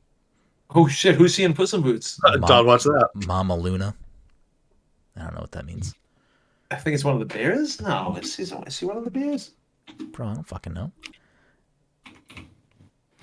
Hold on, I don't actually think I know her from anything, but I also want to look it up. Did you watch feel like- Dolomite Is My Name? Mike? I wanted to watch I Dolomite. meant That's to watch. Eddie Murphy, I did right? mean to watch that, Yeah. but I didn't see it. But yeah, it was I enjoyed it. It was good. It was a good movie. Nope, It's, haven't seen it. Right now. I will say one last thing about the gym scene, which I did think was like him chasing him through the school was a good scene anyway. But they make the gym out to be like this. You can't go there and touch whatever. So like I expected him to go out there and like fuck the floor up on purpose or something. So when he jumps on the thing and fucking dislocates his shoulder, it's like such a weird, maybe not to everyone, but like I took it as like a weird misdirection of like he's gonna go like vandalize the gym or something. And instead it's like no, he just fucking ruins his shoulder. Which that was the other thing. I'm assuming that kid is just double jointed. Because it looked like he did, like when he's in the hospital room, like I'm pretty sure his shoulder was out of. Yeah, like that. Just like that's a weird, like, hey, we need to cast this person. You have to also be double jointed. I don't know. I didn't think about it too hard. I was like, how are they doing this? Is this CGI? Whatever. I would have honestly listen. First time I watched off topic, but first time I watched Barbie, I did not like it. I was like, this is what all the hype was about. And then I rewatched it recently, and I loved it. So maybe I just wasn't in the mood for it. I still don't think Ryan Gosling. I think this kid should have been nominated over Ryan Gosling for Barbie. I think that's. Wow. I mean, I don't think you need to say that, but I think Ryan Gosling's amazing in that movie. I don't remember who was. I don't remember who was nominated, but I mean, I only watched so many films last year.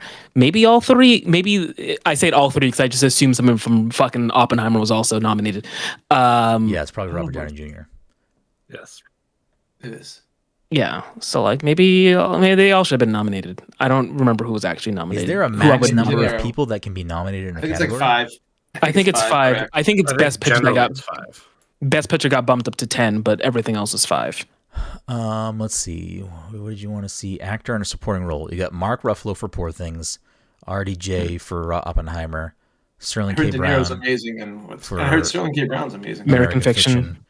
De Niro for Flowers Moon, and Ryan for Barbie. I mean, I have only seen one of those movies, so I can't like say take out one of them for that. Can't. But I mean, honestly, I thought the kid was really good. I don't think it was like I think Paul Giamatti and Davine both being nominated is like. I mean, he was good. Actually, he was good. Like, I don't want to say he wasn't good because he was, but like, I don't know. Like, I think Robert Downey Jr. probably has that in the bag because like.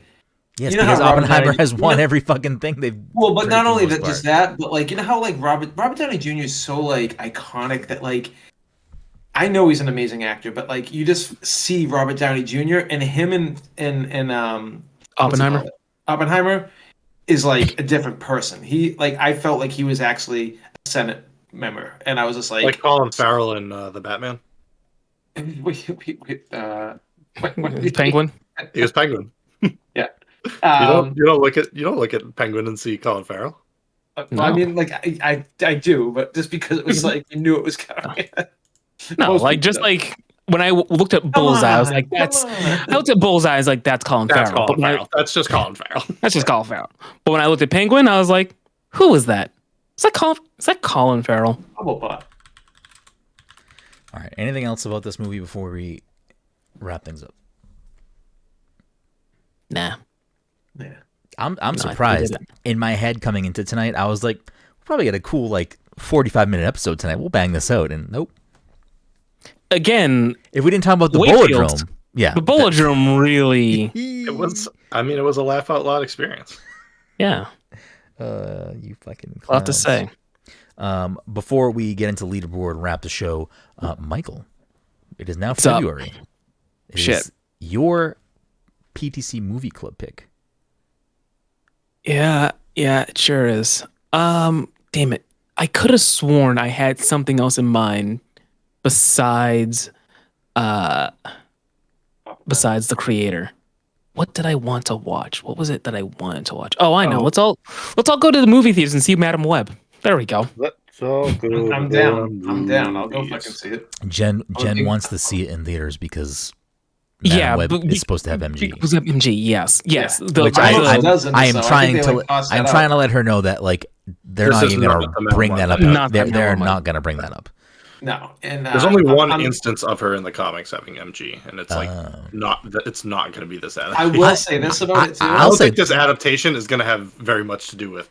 No, I don't think this movie is going to be good at all. But I will say this, and that's simply just saying because it's a Sony Pictures thing, and I don't think they know what they're doing. Sweeney alone, first of all. Well, I heard Sydney Sweeney was the only one that was like, no, we need to put this scene in upside down. I saw that. Yeah, no, dude, she's like, she needs to be upside down because every pose she's in, she's upside. I'm like, okay, so she's fucking actually taking this serious. Let's go. Yeah. It's weird to me though because I feel like, and this is me, who is, we're engaged in that world, so we're gonna see this type of shit because we're fucking looking and doing this shit. But I feel like the only marketing I see from the movie is Sydney Sweeney and not Dakota Johnson, which I just think is weird because I think the marketing in general has been really weird for this movie. Movie has been odd. They don't show any action scenes. They show zero action in these trailers. They show a quick glimpse of them. I don't have faith in this movie simply because again, it's like a Sony Pictures spin-off. Yeah, I hope it kind of comes out. I like Dakota. Is it Johnson? Yeah, she's fine. Yeah. But did you hear how she left her agency? Because I think they convinced her it was part of the Marvel universe, and it ended up being a Sony property, and she that continues to happen. Because I saw that, and then I saw a whole list of people that had joined Sony things, saying "Oh, I'm so excited to join the Marvel Cinematic Universe." Yeah, right. I mean, technically, there's a potential that they could because of the multiverse, but I just don't. I don't see that happening. I think once this movie bombs, it's probably going to be forgotten about. Yeah, I mean, it'll have its Morbius audience. It'll have its fucking, Yo, I hope the reviews are phenomenal. I hope it ends up being this amazing movie. Listen, I'm not wishing ill on the film. I'm not seeing what Sony continues to put out for their superhero films. None of them. Venom doesn't do anything for me. None of them do anything for me. I mean, MCU's on the same level at this point. I'm not trying to go to bat for Sony. I'm just saying that given what they have the rights to, you get to the bottom of the barrel very quickly. It isn't a barrel. It's a little saucepan. Listen. You've got Spider-Man, you've got Venom. After that, I mean, what do you mean after that? I would argue having the Spider-Man universe is one of the best things to have the rights to. Yes, if you're making Spider-Man movies. Yeah, but people love Venom. Just make a good Venom movie. I mean, the Venom movies did well enough that I think by their metric, they made good Venom movies. Well, probably, yes. And you're right. They probably made money, and that's, at the end of the day, what they care about. I mean, it's one of the things making me very nervous about the fucking Zelda movie, is that their metric is going to probably be more about, we're gonna make fucking Super Mario movie money right now, and it's and it probably will, but you can also make I don't think so. too. I don't think Zelda has the draw that as far as transition. Okay. We're not doing this right now. We'll do that another. Yeah, hold on. Let's wait. No. Let's talk about it. But yeah, after your Spider-Mans and your Venoms, it's okay, what are the other big names that we have access to if we're going to make a title film and build out a cinematic universe like everyone else is doing? Morbius? You sure about that? Well, we can try. Again, that's Craven? weird. We'll put out a trailer for it. Those are weird picks. Craven? Oh, we'll try. Like they keep on what picking else? Spider-Man bad guys. Madam Web? Spider-Man. Like, I'd say yes. Madam Web, is she really a superhero? Don't worry, Uncle Ben's we'll in put it, other people no? in there. Listen, Yeah, Uncle Uncle Ben's Ben. listen. They at the bare minimum for I don't really care about Jared Leto, but I'm sure people do. So at the bare minimum, people hate him. they People don't are like him. they are like casting Oh. people that people care about. Like people will go to see Madam Web. You know, there will be people that go to see Madam Web simply because of the lead actresses in that movie. Like, Yeah. that's just a reality. I'm sure there are people that go see Venom because it's Tom Hardy. Like I'm sure like there are probably people that go see like Morbius people- because it's I don't- Jared Leto, but I don't know. I don't think. Like, Would it movie blow your mind stars, if I pulled out a 30 Seconds to Mars poster right over here? Oh, God, yeah. do you I have don't one? think movies. I wish. Oh God. Okay. Just for the bit, I wish I had one. I don't think movie stars are a thing really anymore. I don't think people give a fuck about like main actors like they used to. Like I think you are people used to- absolutely incorrect. No, I disagree completely. I think people. This is a different podcast. We can do that at a different night, but that's fine. I think But- you are but- factually No. incorrect. I disagree completely. Todd, you geek out when you're like, fucking Don Dickington fucking did the cinematography for this movie. You kidding me? That's the same shit. Yes, that's It's the no, same it's shit. not. Yes, it is. Well, I'm saying like people No, care more the about that these days subsection than of they the do about. audience that cares about fucking the cinematographer is way smaller, and that's what you I don't know. do. People, a I'm lot of looking at the actors. filmography of Dick Don Dickerton. Yeah, a lot of people don't show up for actors anymore, though. Like even like movies that like should be successful. Like it's like people aren't showing up for fucking I think the actors. Oh like, my. I think this is such a I wrong. think action. I think action stars still. Like Yeah, the beekeeper. Like the beekeeper made money. That Yeah. movie is just. It got good reviews too, though. Like got like really good reviews for a fucking movie like that. Like it's wild. I gave it 3 out of 5 Bs. I don't think you're correct. I think you're really wrong. No, that's fine. I just don't think. I think that like I think people have turned on movie stars. Hence the Oscars and all these award shows that lose more and more viewers every year. People just don't fucking care about what these people have to say outside of films anymore. And I feel like the idea of like celebrity worship is like not what it used to be in driving I movies. definitely think you're still wrong about that. That's fine. again, that's an even more different topic that I think you're very incorrect about. But I like conflating what you're saying with Oscar viewership down. I don't think is either the same thing. Like that's the Oscars have other issues that they deal with, and it's not because if a fucking Robert Downey Jr. is in a movie, I'm less or more inclined to go watch it. I mean, I think you're wrong, to be honest. There's a reason why these movie stars all used to get paid $20 million a film back in the day, and now they fucking get residuals and fucking don't. They just sign up for movies for like minimum because like fucking people aren't chasing. I'm telling you, people aren't chasing movie stars the way they used to. I don't know. Maybe we're old. Who knows? I don't know what you're trying to like. You're just saying movies don't make money anymore. That's not. I'm That's, just saying. that's not saying I that don't people think, don't care about the. No, I actors. just don't think people care about. I think like. I mean, over the years with like the whole nepo babies, and then people realizing that half of Hollywood is just like people's kids and everything. I don't think people care about the movie star. The movie star era is kind of gone these days. I don't think that's there anymore.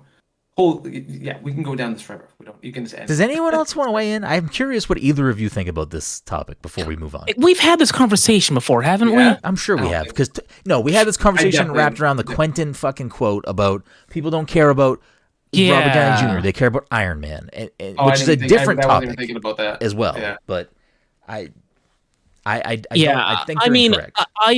I'm curious because now that I'm whatever age I am, I'm outside of the target demographic. I don't know what's going on anymore. I don't know what the kids are into. Maybe the kids don't care about particular actors. I want to say they do. I want to say that. I don't know.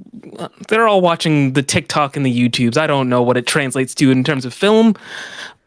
But I want to believe that there are some actors that people are familiar with and are just like, oh, I like this actor. They're in this thing. I want to see it. But I don't know how much that weight is- that still carries. 100% has weight because there's Who's the biggest movie star right now, Brennan?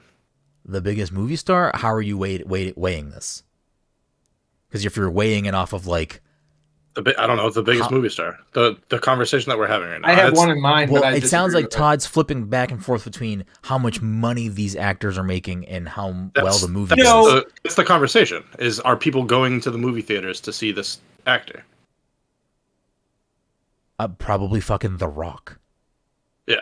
That's what I said, is I think it's action stars that still exists for. Vin Diesel, The Rock, Jason Statham. Like, I feel like those everyone are in Fast and the Furious. Yeah, okay, that's not. But that's not. Like the boomer generation. Fast and the Furious makes so much money is because that's not the only, like, that's probably not even a new thing, because like it's the same thing when you look at like Bruce Willis had an era where like every Tom fucking Cruise. movie he was in, it was Tom Cruise. Like they're gonna see it because it's fucking Tom Cruise on the poster. Like, and I think people will still do that for Tom Cruise, even though like whatever. But it's probably less now. But he's also only really doing specific movies. And he probably still has his fan base that'll still do. Yeah, of course. Like, it's probably older. But like, we've had conversations on this show about. I think just less people go to the movies. I think that's probably. And I don't think it has anything to do with fucking movie stardom. They're absolutely, especially if we're talking about like the shit that we like. If X person gets cast in Y role, like we're fucking pumped about that because we like that actor or actress or whatever. I think it's just like the act. Like Dom just made the best point. I think the act of going to the movies is not the same. Like I don't think like there are very few movies that I'm. But I also think that ties into what see that. I think that also ties into what Todd's saying is like I think movie stars have like less of a allure, I guess, because But I think it's people aren't going to the movies anymore. But I don't think it's because of the stars, because those stars. It's no. I don't think it's hand in hand. Like I don't think people aren't going to the movies because of the stars, but I think the stars don't have as much power because people aren't going to the movies anymore. Yeah, but they're also flexing that power and using that power in other ways. They all have, not all, but a lot of them have their own personal social media following, which was not a thing before. Yes. And it's a sign of the times, I think. Yeah, they're their own brand. Well, it's funny you bring that up, and I don't want to keep on going down this road, but like, I've seen a lot of interviews with younger actors, and they were like, "We didn't get the role because we didn't have 100 million followers on Instagram." Yeah, and like that's the draw. Yeah, it's wild. It's but it's the same fucking thing. It's like they have the impressions out there, so that's how they're casting X person in Y role because bare minimum they post about the movie one time leading up to it, and it gets blasted out to fucking however many million people. Yeah. Like Zendaya makes a new movie that no one cares about. It's fucking 200 million are going to get eyes on that fucking post. So it's I don't know. I mean, we live in a different time where we have such different access to especially celebrities that like, it was probably more alluring, in earlier Oscar years to be like, oh, we get to see a lot of these people interact and like see things we wouldn't normally get to see because that's 100% true. Yeah, like that's honestly even trailers were like my favorite thing of going to a movie theater before the internet was seeing all the new trailers, and then like once the internet took over, it was very rare that you'd go see a movie and see a fucking new trailer. You'd already seen it. Yeah, you could only see the trailers in the movies, and then it was you could only see the trailers in the movies on TV, and now it's like. I was gonna say it's the same thing with the death of the All-Star game. Like you used to not be able to see players from like the National League. Like for us, like you couldn't see players from the National League except like once a year. Now you just can put on a National League game whenever you want. Yeah.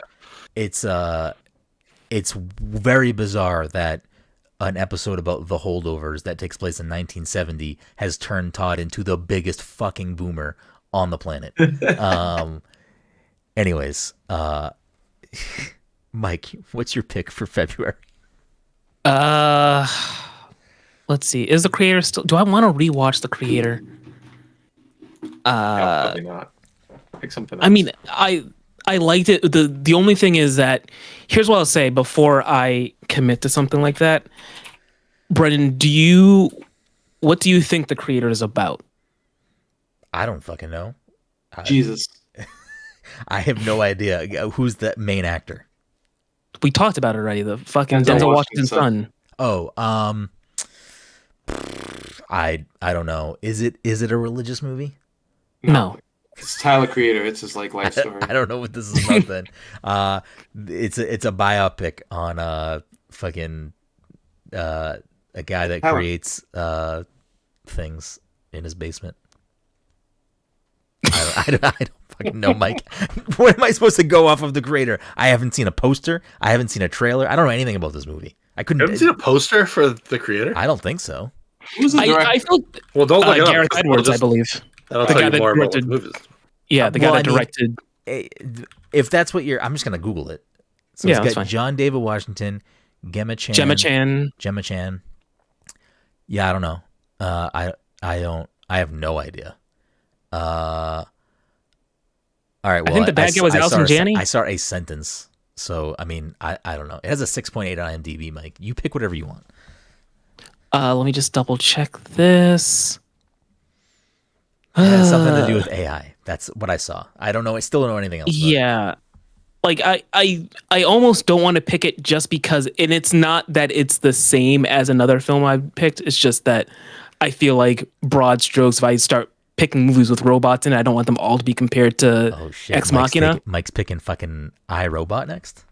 What what movie's crazy to me that I don't think Brendan's ever seen, and I'd really like to pick it, but I think both of you guys have seen it, is The Edge of Tomorrow, which I think is fucking insane that Brendan has never seen that movie. Good movie. 'Cause I think I do like that movie. I think Brendan would fucking you would be You like have not the stop ability talking to about make this me movie. watch movies.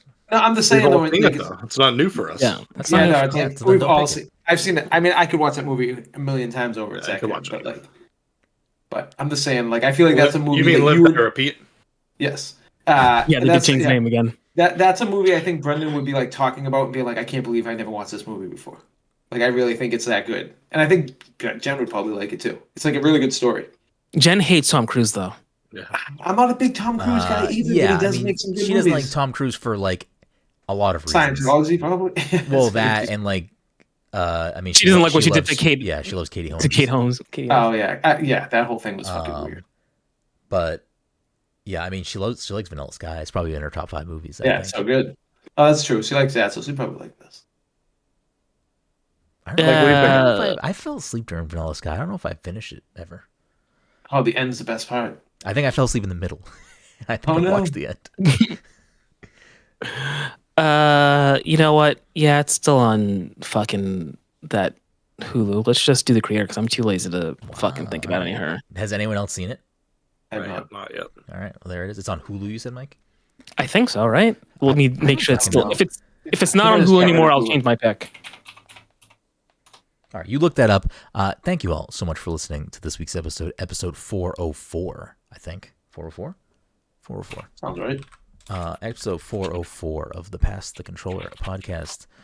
If you're a friend of the show, fan of the show, and you want to support the show, a couple of ways you can do that. Easiest way and freest way is to follow us on social media at Pass Controller and subscribe to us wherever you listen to the show, whether that's a podcast platform, over on Twitch at twitch.tv/PassController, where we record live every week, or over on YouTube. Just search for the Pass the Controller podcast and we'll pop up.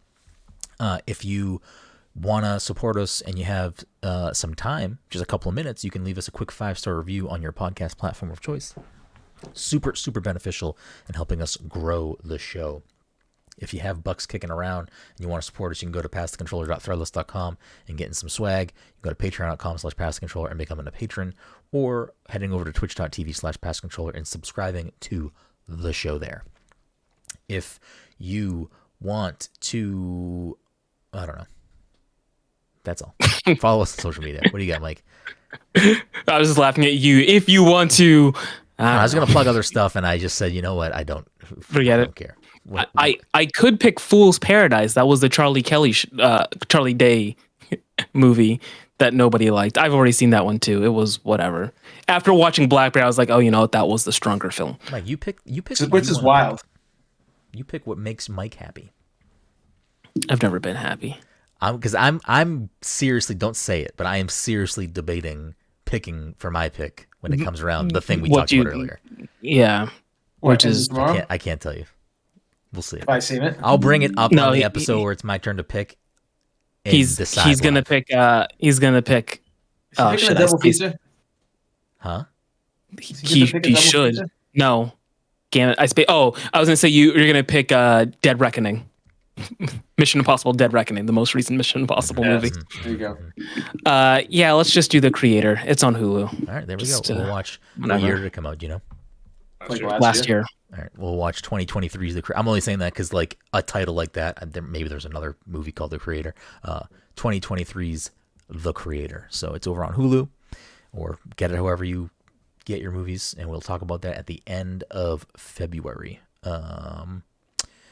But before we wrap things up, as we always do, we end with the video game leaderboard.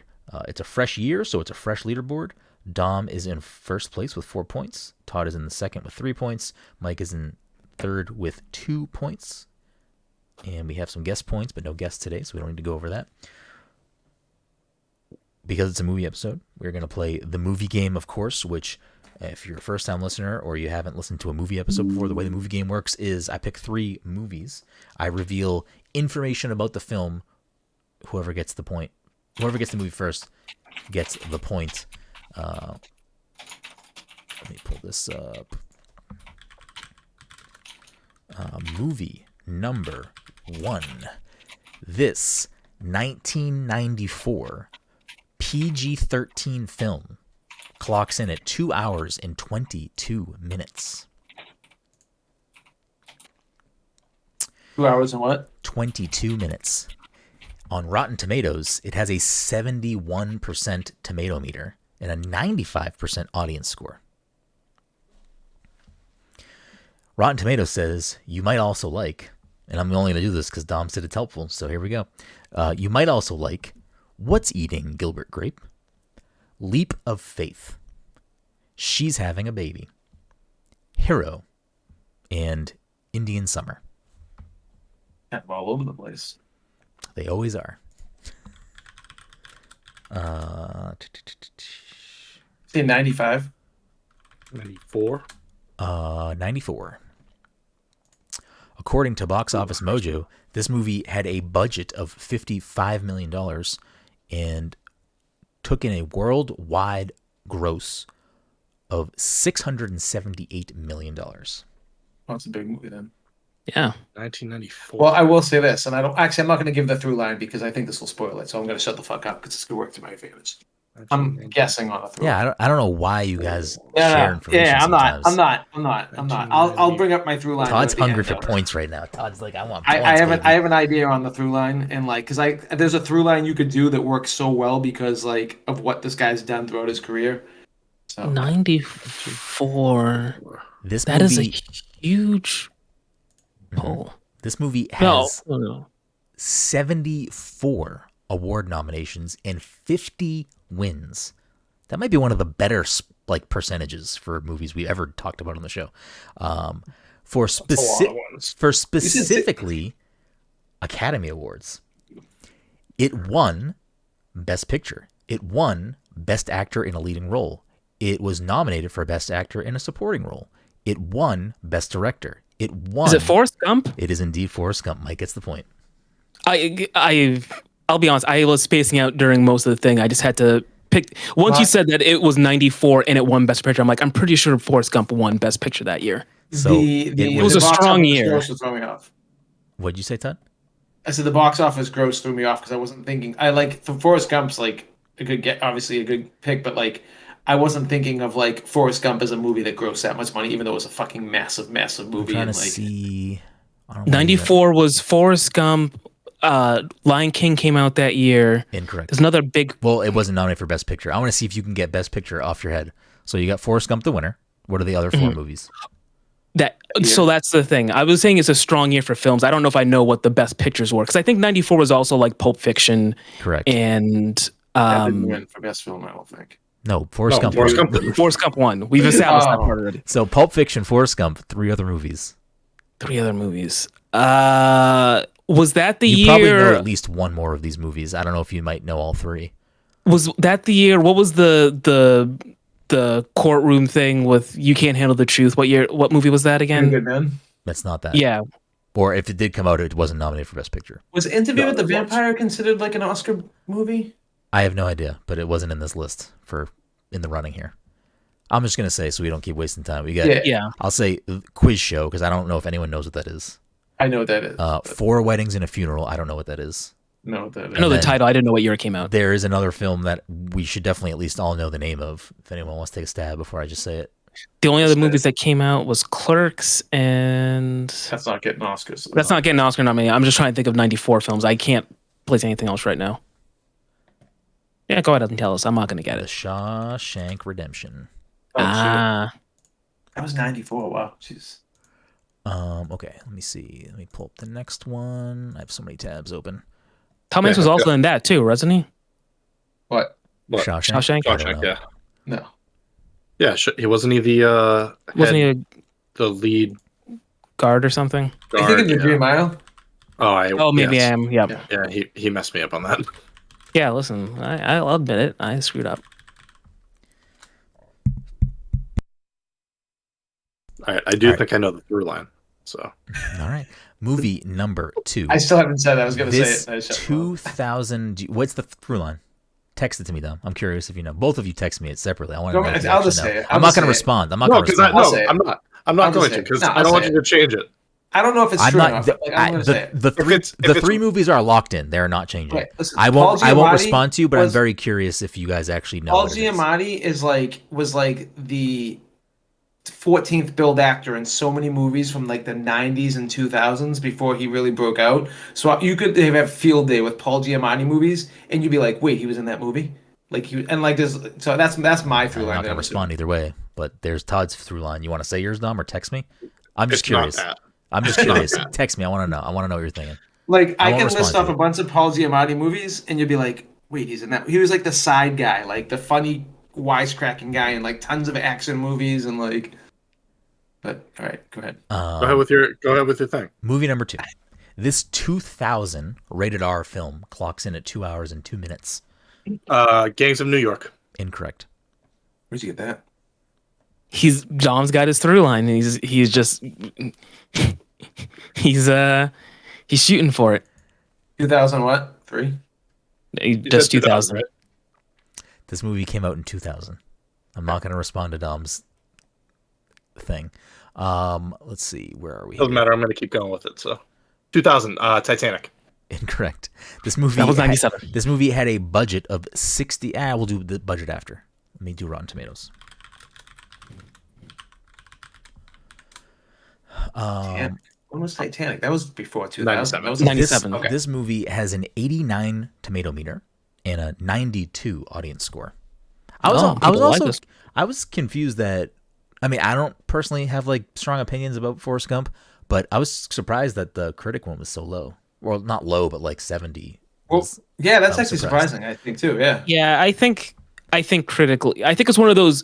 I'm gonna compare it to Crash.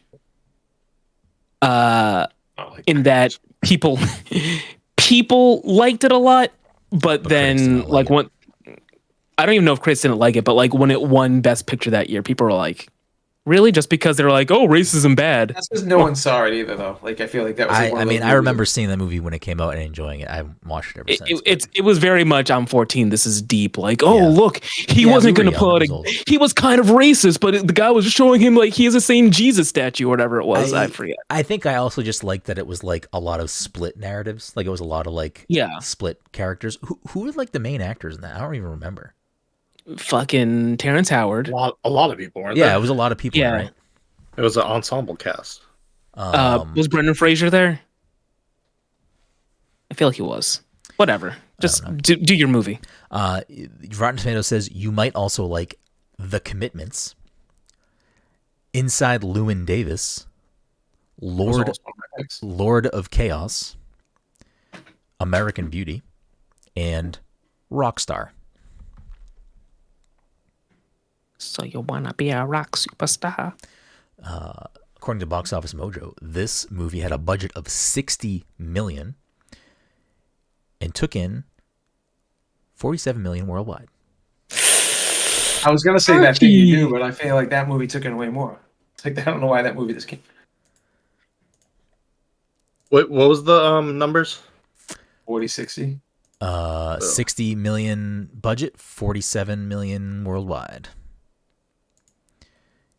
This movie has 103 nominations and 54 wins, including Academy Award nomination for Best Actress in a Supporting Role, nomination for Best Actress in a Supporting Role twice, Winner of Best Writing Screenplay written directly for the screen, and nominated for Best Film Editing. Where could I go with this? Let's do this. I don't know what year this came out. Definitely came out before we were in high school. Is it Almost Famous? It is indeed Almost Famous. Dom gets the point. How'd you get that? Good call. I have my through line, and I need to keep going back to it. I mean, I'm pretty sure I know what you think the through line is. I think you're probably right, but it's not going to help me. I mean, my guess is probably tell you what my through line. Yeah, but I think it is. Well, I figured that would be the case with the first one. What was your first guess? See if I can figure it out right now. What was my first guess? Yeah. I guess Gangs of New York. Oh, Gangs of New York. Okay, and then you went to Almost Famous. So where's the connection? I don't know. Brennan's changing the third movie right now, so it's not the through line. I am not. It is the through line has not changed. The movies have not changed. I just don't. I have to have so many tabs open for each movie for the information, and if I have like 12 tabs open, it's just like I can't have that many tabs open. And Almost Famous. That's gonna drive me nuts. And Forrest Gump. You never guessed Forrest Gump. No. But that was how I got my through line. Yeah. All right. Movie and the Holdovers.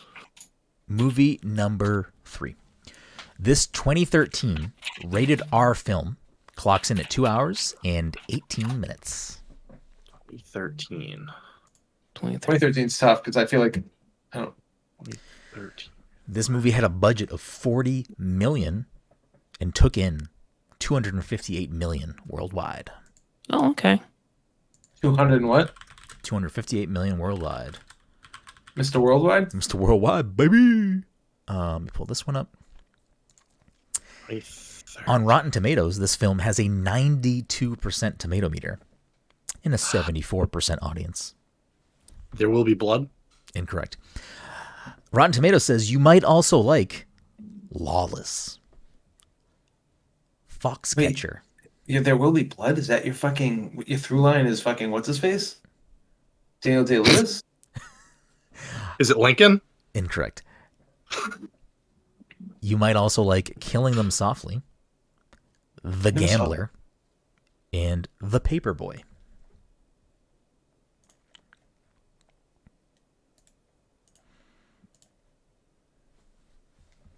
No Country for Old Men? Incorrect. I can't remember what year. Yeah, you can't remember which one's which. I'm just going. I still have no idea what your through line is either.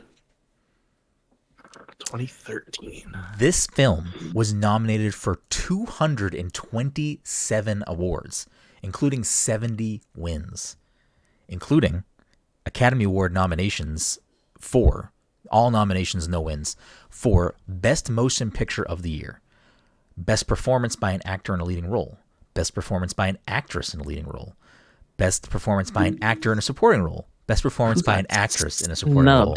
That hard. Best Achievement in Costume Design, Best Achievement in Directing, Best Achievement in Film Editing, Best Achievement in Production Design, and Best Writing Original Screenplay.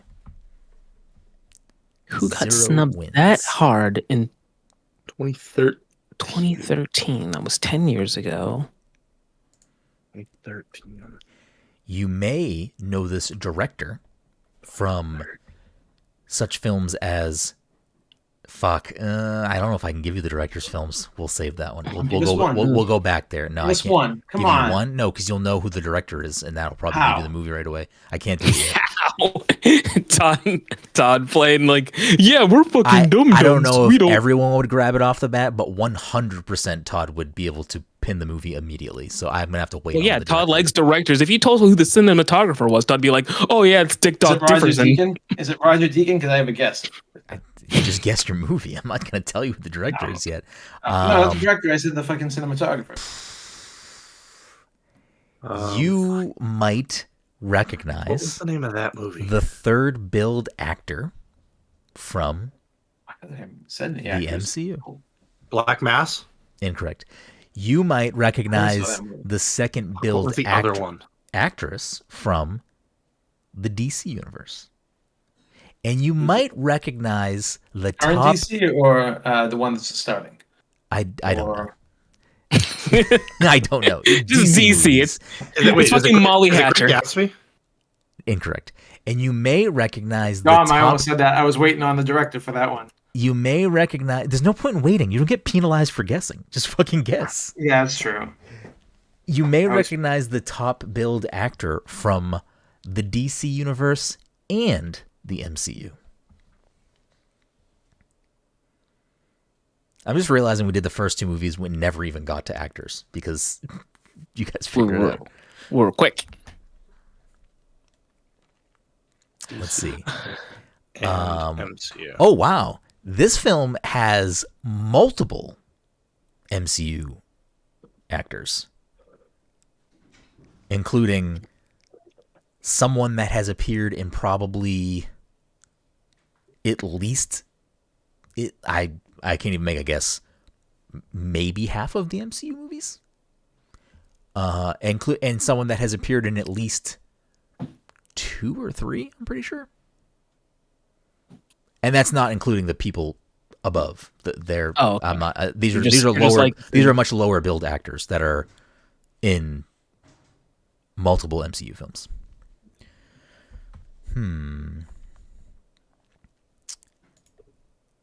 You may recognize the 4th build actress from what is now considered canon in the MCU. Oh, for the love of God.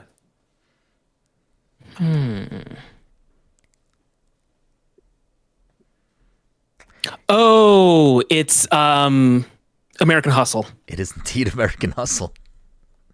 Kristen Ritter in that? Is that who you were saying? Or who was the actress from that? Jennifer Lawrence. Jennifer Lawrence. Oh, I was thinking all the like old the Marvel TV movies shows. are now. Yeah. No, I was thinking of TV shows. No, Christian Bale. What was your through line? Dom was close. He did not have it on the nose, unless you said it at some point. But I texted Dom and I said period piece. I don't know what. That's what I texted. Yeah, that's what Dom texted me. Is not fully correct, but it was close enough that got you where you needed to be. It was movies set in the 1970s, specifically. Okay. Just because I wanted to switch it up because I feel like a lot of the times the through line you guys pick up on, and I wanted to make it a little more. Well, I mean, you still got it, but it was a funner through line than like, here are all Paul Giamatti films. It was like, no, here's. The reason I said Paul Giamatti is because, like I said, he was like the comic relief 10-minute tops actor in like a bunch of action movies. Did you ever see The Negotiator with Kevin Spacey and? Oh yeah, I love that movie. That's probably a film I saw parts of it. Samuel L. Jackson and Kevin Spacey. God, I've I saw never part of it once on TV seen at a some movie. point. I've never seen a movie. I didn't even see. I read Spark Notes for tonight. I didn't fucking watch this movie. I do you think when Dom was like, "Did you even watch this movie?" I was like, "Yeah, of course." I'm still debating, and I might just pick The Long Kiss Goodnight as my next pick. Well, it's not your pick tonight. So thank you all so much for listening to this week's episode 404. We will see you next week.